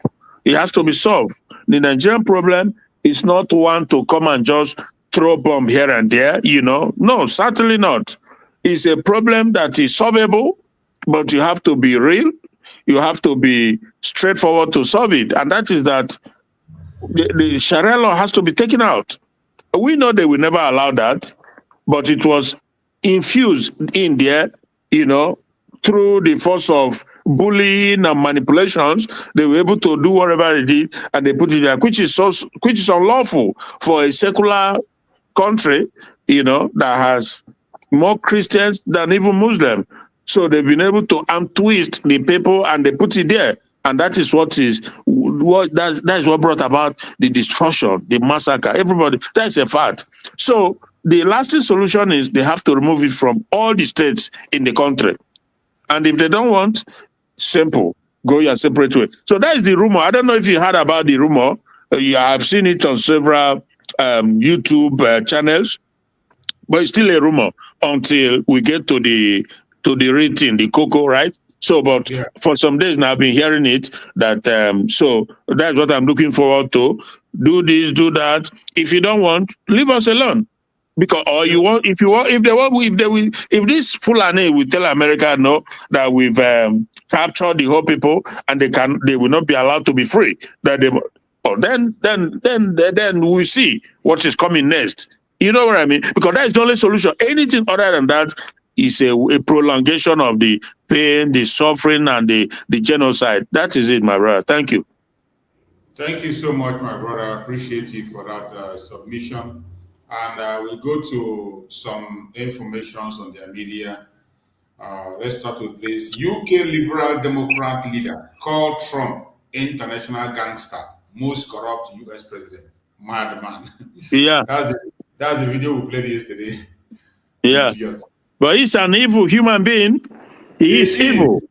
For century, they tie people down, tie their destiny down, tie their progression, everything, tie it down, sitting on it. Which of it, come on now, because they don't like somebody telling them the truth. Or if you tell them the truth, they come after you. And this is one of the reasons why they are against Nnamdi Kanu. And they will never speak about Nnamdi Kanu, who is their citizen, because Nnamdi Kanu told them the truth. He showed them in a clear term what they are doing. Okay. What they Nigerian man loses eye after police fire tear gas at close range in Abuja. Another shot in Katsina. That is Nigeria for you. Yeah. How 26 pro-Wike Rivers lawmakers received 350 million each for constituency projects never executed. Say, Arumere. That is Nigeria for you. Wike has become a lord. Arumere. Bro, look at the figure. Look at that figure. Each. 350. That is no small money. Even in spite of the low standard, low value rate of Naira, that is still not a small money. It's not a small money. Any wonder why this is the thing, bro. Can you imagine this kind of money? 350 million Naira each. How many are there? I don't know. If they are 5, if they are 10, think about billions. Here, you don't see their picture. They passed 10 now. Oh, look at that. 26. Oh. So if you times that in, and now then you wonder why there's no constant. So you wonder why there's no constant electricity supply in Nigeria. You wonder why there's no good educational system or hospital or good roads or employment, money that could generate. And there's no end in sight on all this rubbish. It's never going to end because that is Nigerian factor. A system in place, put in place by Nigeria. Nigeria system. If we get dies today, another weekend will come. 100%. 100%. Tinubu die, another Tinubu will come. Yeah. So long that name Nigeria remains there. So long. The only thing that can wipe these people away is creating country along value system. Simple. Even the caliphate will not allow this group of leaders to rule them. They will not allow. 100%. The Northern Caliphate will not allow this group of criminals to rule them. Yeah, 100%. The Southwest will not allow it. Of course, Biafra, they know they have lost already. Middle Belt also will not allow their criminal to rule. So that It's is the only Nigeria. It's Nigeria. Anything with that tie to Nigeria is fraud. Yeah. It's Nigeria that enables all this mad corruption to continue. It's Nigeria. That Abuja. Yeah. How do you... Court strikes out Apostle Johnson Suleiman 2017 $2 billion defamation suit against Sowore and Otobo. There are mad people. You see that Suleiman? You see that Suleiman? These are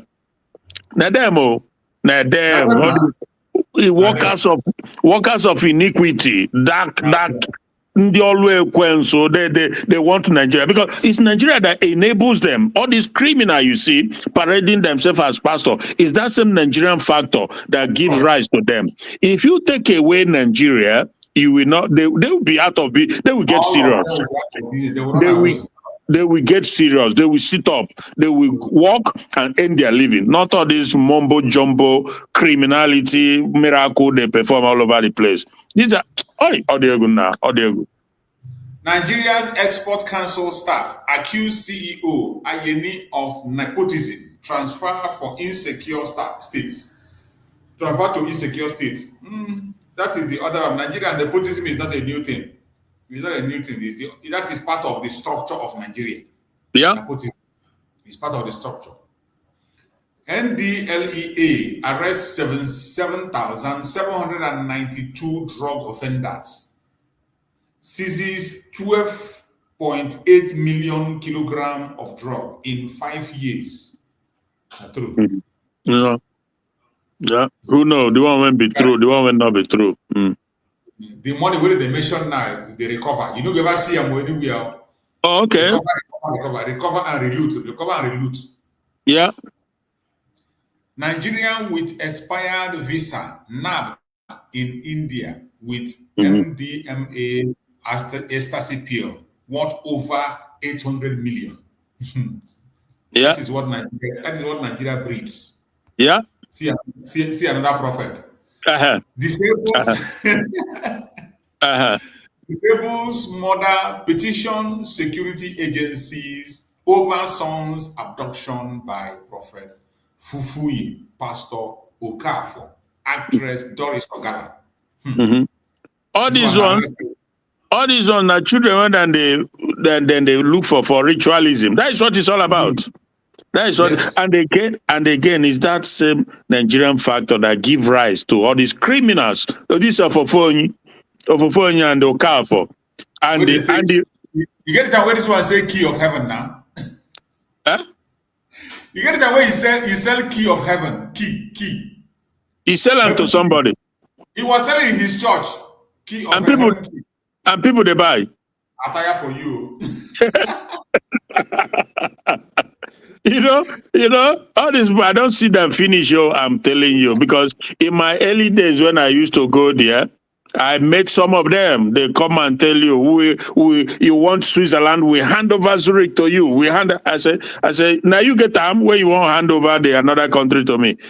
You go person waiting not be you won't give somebody. Onyoshi. Ekiti APC chieftain petition IGP accuses police of brutality, illegal detention of supporters over governorship bid. We never say anything. You don't set small. Waiting with this one. Indigenous FCT contractor plead with President Tinubu over unpaid 4 trillion contract. Arrest order by Wike. You can imagine. This one way they see here. Now they give 4 trillion. 4 trillion contract. Yeah. I don't know what this man built for Abuja for 4 trillion. Okay. Nigeria normally have no business suffering poverty, no lack of electricity, lack of facility. The type of money happening abroad. Nigeria every African country is supposed to be coming Nigeria like going to US. The type of money when these people they mention, and you ask yourself, so all this alone is by more than enough to cause revolution, but it will never. So what more do you want? So what more? So you can clearly see that nothing's going to change. But let them continue to waste their own time. The worst has happened in Nigeria. Every worst thing you can think of has happened. And nothing changed, and it will continue. How do you go, my brother? Chulubu Kwankwaso set for crucial meeting amid Kanu political realignment ahead of 2027 election. You see what they are interested in? You see their priority. Why the terrorists are ravaging, kidnapping, buying people. That one they don't care. Eh? They don't care. Politics. Imo INEC pilgrimage call off after Governor Uzodinma allegedly sponsors officials with $20,000 each. You see? You see? INEC, Imo INEC pilgrim, huh? Imo INEC pilgrimage. Yeah, pilgrimage. You know, say this criminal, this 419, they sponsor some people for Imo State, make them go Mecca. Exactly. Now he make this time around. Now he was supposed to go to Jerusalem. Okay, now Jerusalem this time. This is Jerusalem this time around. And they can't call her off. They call her off. We call her off. Allegedly sponsor officials with you call her off. This man, Hey. Not well for Nigeria. Yeah, Nigeria. I saw this video yesterday from Chinedu Azuzo. Yeah, I've seen several of her videos, but my question is, why are you still in that place? Where is he? Is it Lagos? In Lagos. She has been complaining that this is not the first time, not the second, not the third time. They have come here to steal all her equipment. It has happened over and over. And anytime she reports, nothing will be done. They don't even allow her to sell her product in that very state, in that very area where she is. They say because she's an Omoibo, they don't allow her to sell her product. She has to go to another village to go and sell what she's producing. Why are you still there? They tie you rope. Yeah, it's supposed to relocate. I can understand. I can understand that. I can understand that sometimes they look at market and distance, because if in the, let's say anywhere in Biafra land, and he has his product, then he has to, maybe get in buyers, customers in Lagos. Well, but if that would be safer, why not do it? Because if you stay in Lagos, they are destroying your machineries and they are coming after you. So what is the point? Relocate. We have enough land. In this jet age that we are, so long you have what the people need, they go find you come. Of course. They will find you. This time don't pass when it is even to get people that make money now in business and people that don't have shop. They don't even have shop. Some don't even have the product online, and they are selling in millions. We've been saying it in part of the marginalization, the stifling of Ndi Igbo Biafran is the fact that they deny us seaport. Most of these products, when they're imported into the country, we know the rigors we go through to get them out and move it all the way, And that bastard yesterday is saying that we've not suffered enough to agitate for Biafra. That, you played the video yesterday when he was saying that when he reached a certain level, then how crazy is that? Crazy. They want to drive me out because I'm Igbo. Businesswoman alleges ethnic persecution, vandalism in Osun State. Osun State. Come on now. Yeah. Find your level. Now, until they buy you before you know. Because even if you are afraid maybe they'll take your customer, even if you come out there, they want to take the business, they cannot manage it. Yeah. They can never manage it where you imagine. People that you supply will look for you. Once you have what they need and brand, they will come for you. And the land she's using, is it like farming? Is it? Do you know?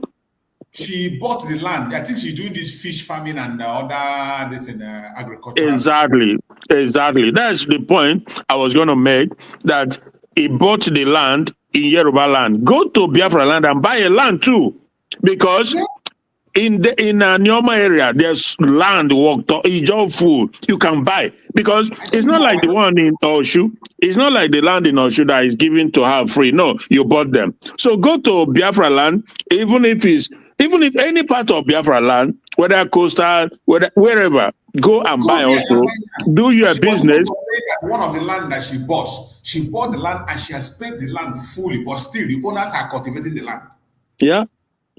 Yeah. So that is the problem. Oh, you need to move. Go and buy another land, another place. Go and move. They've shown you.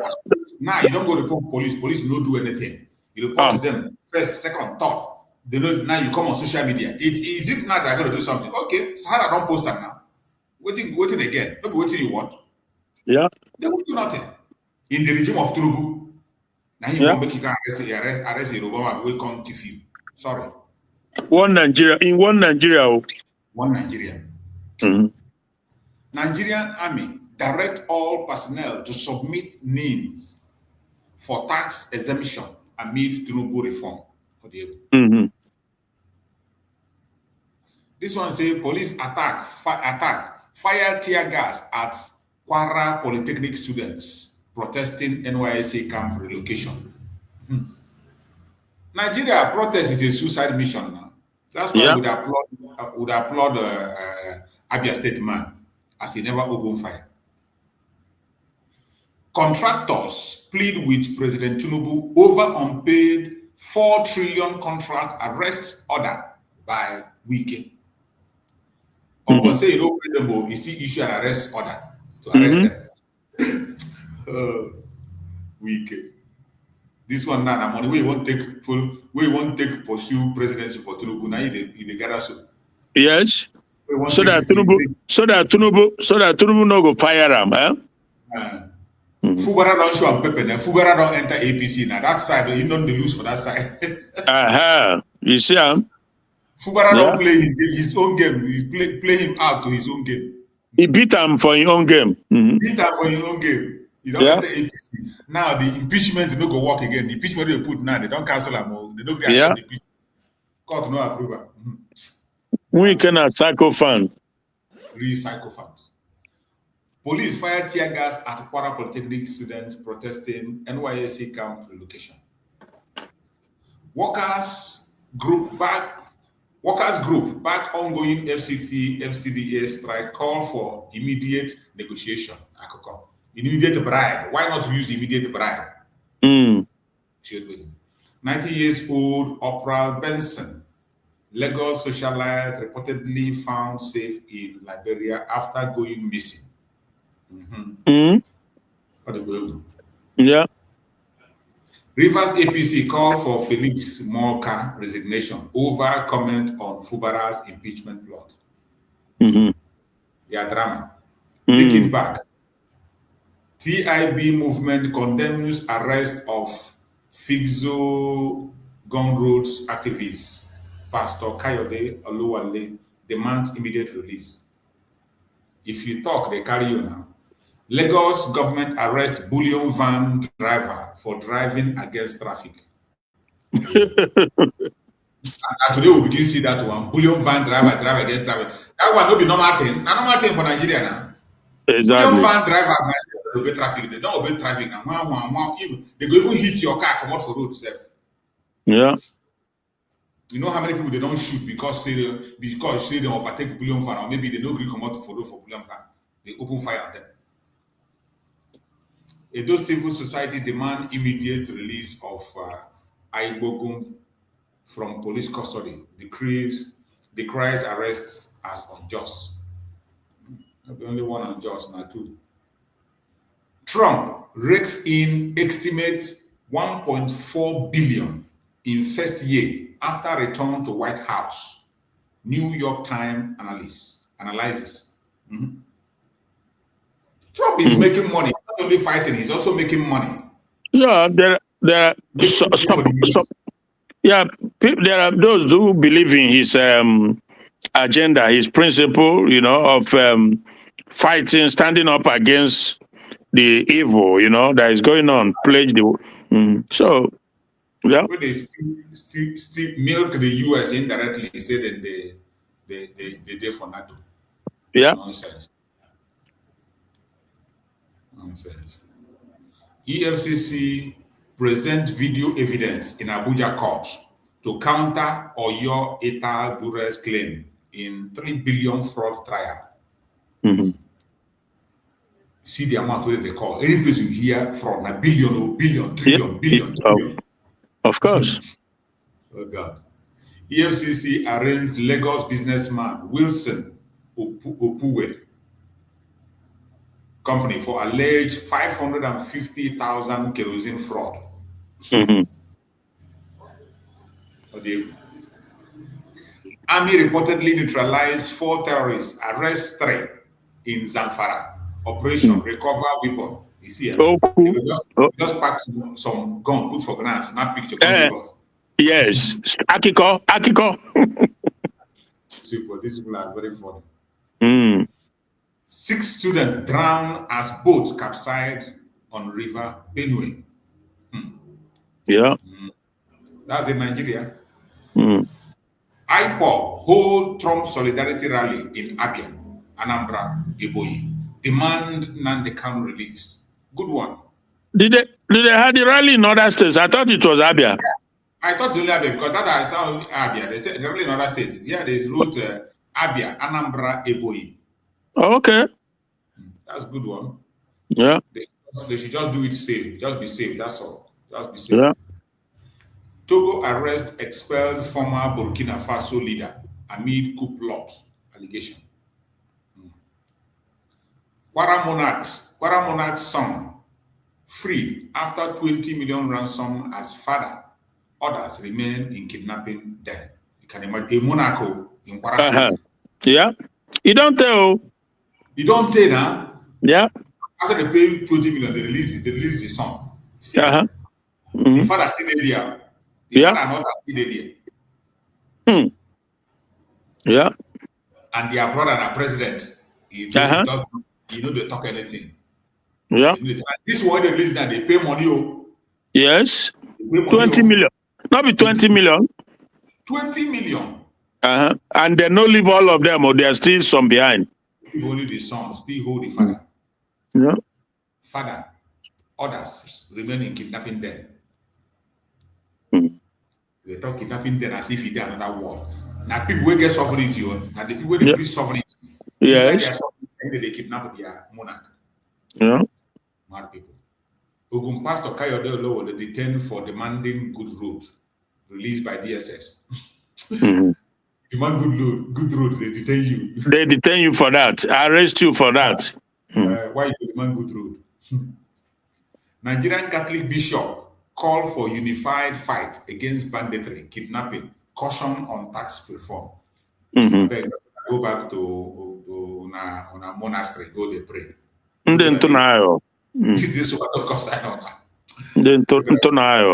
This I know you understand this kind of call unified fight for against banditry.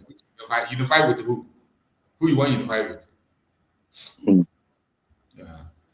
Abuja court dismisses Wike backed Samuel Anyanwu bid for PDP national secretary. Never see anything.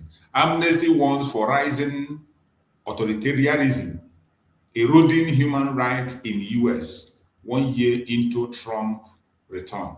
Not true. There are a British company now. That is why Trump they exit from all those nonsense organizations where they call themselves human rights when they know them be the highest abusers of human rights. Terrorists attack Adamawa governor's Fintri's hometown, kill 2 forest guard, abduct 1. Yeah. Now people where they say they are fighting or they are doing something. We did hear why pro-Wike lawmakers want to impeach Rivers Governor Fubura, the way they call him. I beg, I will sit down. We're not there for that on our own. DSS seek court order to detain ex-AGF Abubakar Malami over terrorism financing, other allegations. You never see anything. IG Ebotoko flouted Tinubu's order approves police escort for INEC commissioners. Yeah. Yeah. You hear that one? President give order, he flaunt them, come by himself, approve escort. Yeah. Did you hear that? You see country. Nigerian police make U-turn, confirm abduction in Kajuri community in Kaduna. You see, they denied before, after that video I played. After they denied the kidnap, they come back now, they agree. Yeah. Right. Some people are still believing that they have a country. They have a country. Court slams ex-minister Saleh Mama cancel overtime wasting antique in trial. Nonsense. Christian Association can fault Nigerian police over Christian Association can fault Nigeria police over denial of mass kidnapping in Kaduna Church. They will deny. That is what they are paid to do. Yeah. Don't go after them, deny. When they call you, tell them it's not happening. Senegal revokes Nigerian firms' offshore exploration license over unmet obligations. Now, it is Nigeria where you collect money, no go do work. They revoke them immediately. Senegal, every country go they slap them. If they carry anything in Nigeria, they go any country. Sorry, no. Yeah. No. Electrical fault mid-air faces U.S. President Trump's Air Force One to return to base. My brother, this one get as a view. Mid-air forces them to return to base. Electrical fault forces to return to base. Imagine. Yeah. A whole Air Force One. Yeah. A one that is a moving White House. Oh, there. Get as a view. Get as a view. Get as a view. Kaduna government denying kidnapping of over 100 worshippers to avoid U.S. scrutiny. Sources reveal. You can't avoid it. The more they tell this lie, the more they expose themselves. Yeah. And it is showing that they don't want to do anything. They don't want to do anything at all. The Fulani are continuing on their they want to continue their project. They don't want to stop. In fact, they are even speeding up self. Yeah. Terrorists released 6 more Ekpa worshippers in Kogi community after payment of ransom. That's if you pay, they will release some. If you pay, they release some. You can imagine. And at the community, they pay. Now money making. And I know it's more money than they pay, millions. God have mercy. Commissioner knows about kidnapped churchgoers, but act in his paymaster script. Yeah. No man, this or the Kalu. He's part of the problem. He's also part of the problem. That to come speak grammar every time. Of course, now there. If you mention the issue of Biafra now, all his vein will rise. Yeah. That time you will know say he's a bit speak grammar. Nonsense. Kaduna Police Commissioner visit abducted worshippers church. After you don't deny, say they don't abduct them. After he denies, he said they deny and no work. He has no choice than to go and visit Nigeria. I pity people where they think say that country are for them. I pity them. Nigeria is not meant for any one of us. It's not meant for any one of us. Yeah. Nigerian troops arrest 3 ISWAP recruitment agents in Borno. See the kind of news that they give. Not this story, not this headline. I don't go to show also. Nothing. Buhari DPO Babayola Musa accused of abuse of office, extortion, as policemen damage Abuja residents' eye. Maybe today we begin to on extortion and abuse. They happen every day. End Malaria Nigeria Coalition condemns refuse heaps on Lagos Road, demand government action. Now Lagos would say a center of excellence. You see dirty, see everything. Health hazard. Center of excellence. Yeah. Mad people. District of Lasso Agriculture Faculty as students protest year-long delay in result. Year-long delay. That one now, normal thing now. Because what you go do for 3 years for Nigeria, you go take 10 years to do himself, ensure yourself. ASU deal, the math does not add up. Dr. Nasiri Amin. So this one.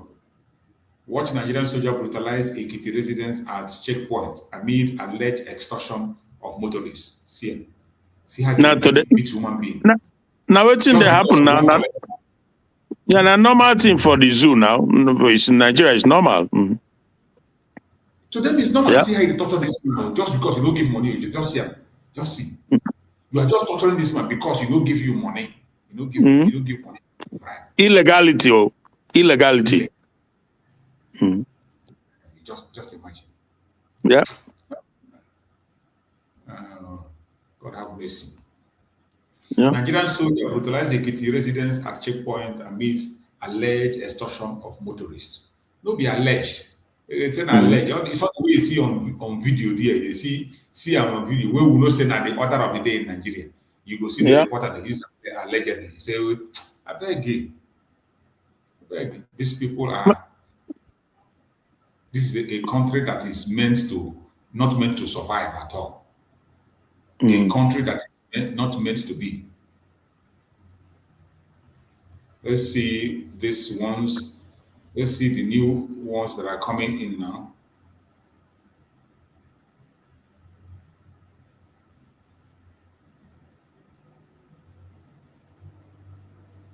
Can imagine the kind of torture where person they go through for country where you say na your own. Can you imagine what they are doing to this man? Can you imagine? Beating people, ask them what did they do now? Nothing. They flog him for no reason. A civilian JTF operative brutalized young man for allegedly insulting commander. Just because he insulted commander, he brutalized them. More than the JTF. Okay. More than the JTF. See yeah.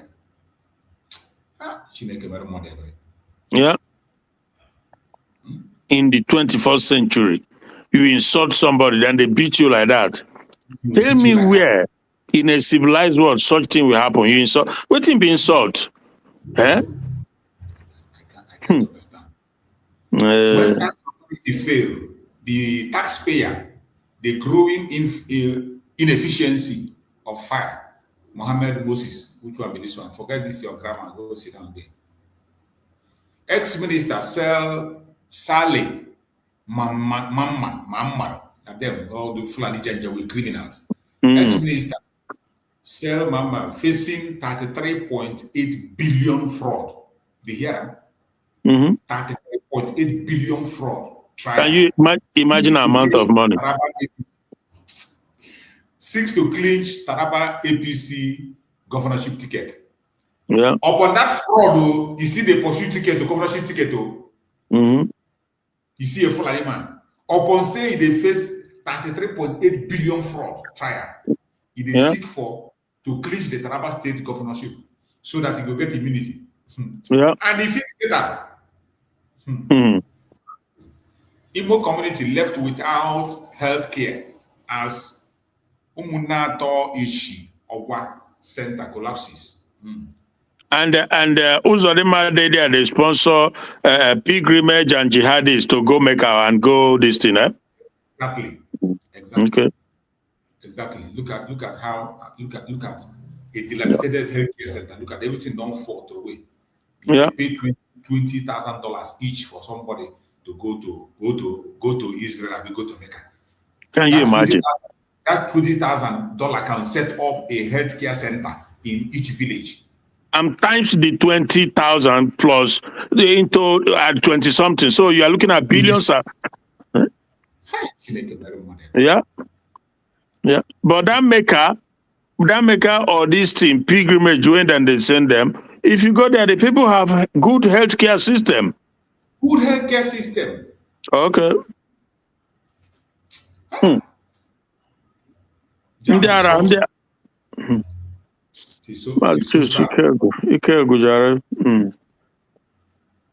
JAMB shots only CBT center in Saduana Council as Taraba students cough up over 150,000 for UTME. ADC chairman slam Nigerian government, says Nnamdi Kanu jailed while Bello Truji rooms free. Okay. Why could I not use Nnamdi Kanu do politics? If you want to talk, make them remove all this police. I know that is what they're going to do in this 2020, this their time. This is what they want to do. Because it's meaningless. It's meaningless. It can't be forced. It can't be forced. If you want to agitate his freedom, say it neutrally, openly. Don't attach all this nonsense to it. ADC chairman slams Nigerian government, says Nnamdi Kanu jailed while Bello Truji rooms free. This comparison, always comparing Mazi Nnamdi Kanu to known terrorists is evil. Yeah. It's evil. This is an innocent man, not convicted. You convicted him with non-existing law. There is no point making comparison with Bello Truji, who have massacred and taken the life of innocent people time and time again. Yeah. And they do it. But they still like to use it to play that game. Lagos Police Command arrests hotel barman who killed residents, fled for months. That's in Nigeria. President Trump threatens to wipe Iran off face of this earth over assassination threat. Huh? They threatened to assassinate Donald Trump. They don't find trouble. Make their hand go there for the thing what happened to Air Force One. If Trump linked them to what happened to Air Force One, they are finished. This one, nobody will save them. This one, now latest information of 5 minutes ago, then they put this one. 5 minutes ago. President Trump threatens to wipe Iran off face of this earth. Ever. Over assassination threat. Yeah. May they don't go put hand for wrong place. I think we're going to end it here, my beloved brother Christian. Thank you so much for your amazing support. And I appreciate everyone that have followed us on this program from beginning to end. I appreciate every one of you. We are going to come back again later in the day or tomorrow same time. Whenever you are free, just make sure you share this program and touch your notification bell. Touch your notification bell, refresh it, even if you have it before, refresh it, so that whenever we come online, you will get the notification and you will join us immediately so that you can enjoy the program from beginning to the end. We discuss our topic from the beginning, and from there we enter other things on Nigeria issues and media. Everything we discuss it on this platform. And every day, by the special grace of God, when we are here, myself and my brother Christian, we will always say it the way it is. Keep it open and clear. We are not forcing you to believe what we say. We are not trying to cajole you into believing anything. Neither are we criticizing any person or anybody. All we are saying is the truth and nothing but the truth. You are entitled to your own opinion. We are entitled to our own opinion. The only challenge we have is if you have a superior argument, any day you see us here, please click the link and join us. Bring your superior argument. You are entitled to it. At the end of the day, after discussion, we will go back and rewatch what we have discussed. Maybe we'll learn from you or you will learn from us. That is why we are here. And that will also help the Biafrans to make their decisions on what they want to do.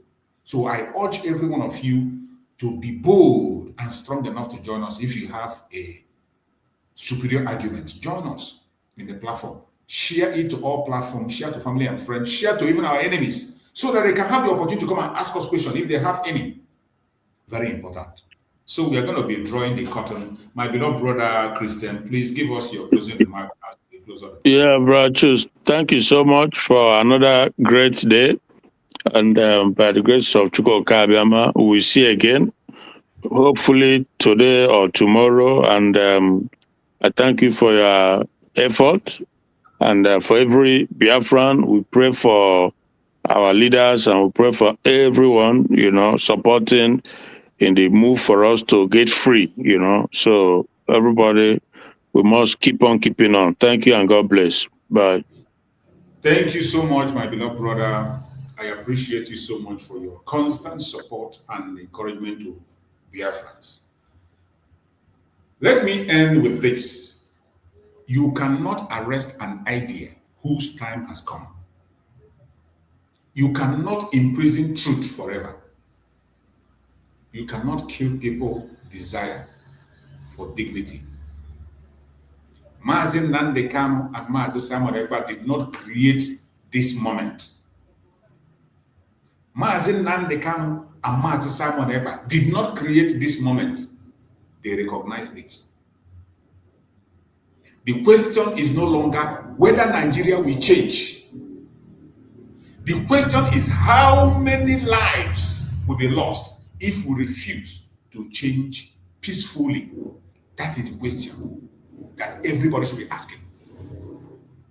How many lives will be lost if we refuse to change peacefully? I want every one of us in this platform today that will come across this very video to think deeply, speak responsibly, choose humanity. I thank every one of you for listening wherever you are listening from. If this message resonates with you, please share it to other platforms, share it to family and friends, share it to anyone that is close to you. Truth grows when brave people spread it.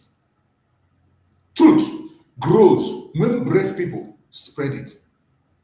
So I thank every one of you that have been with me on this platform. May Chukwu Okike Abiyama continue to guide and protect you wherever you are. More especially people in Biafra land.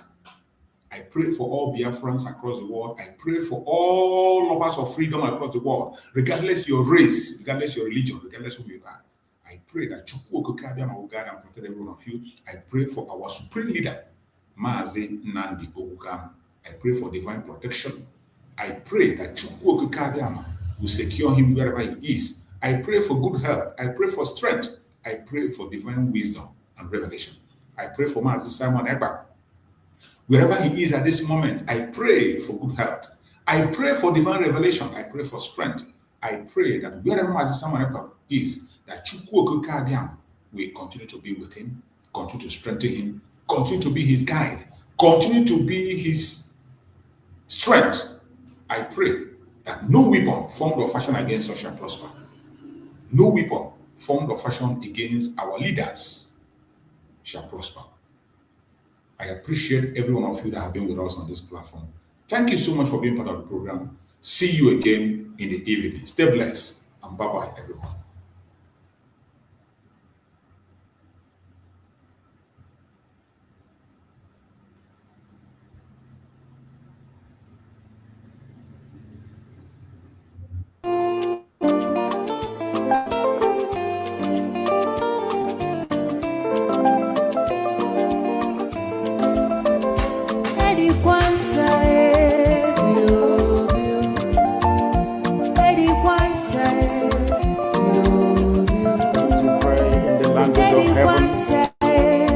Very oldest language on the face of this very earth.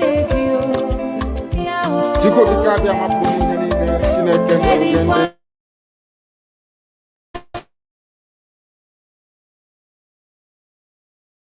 na-efe wee na-akpụ isi ala niile ị na-agọzi aha nsọ ya mgbe onye kere ihe ọ bụ ya mere ndị nsọ na-akpụ ha na-akpụ isi ala niile ọbụladị ndị na-atụ ọla edo n'ụtụtụ a ehihie abalị n'ụwa niile wee na-arịọ gị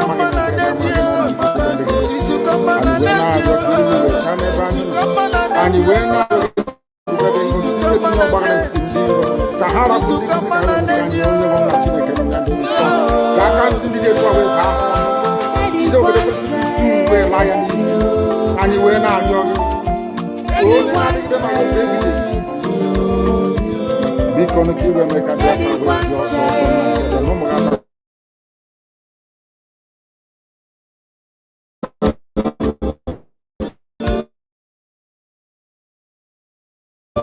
anyị wee na-arịọ gị iwe na But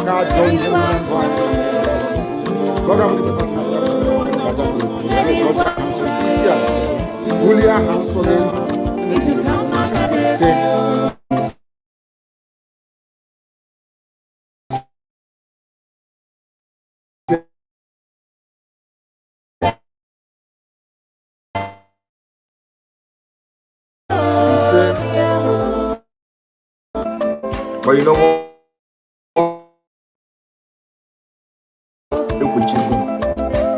After I done with Nigeria, Biafra will be free and enjoy freedom. Biafra will know the importance of freedom and what happens in 5 years to come. Thank you.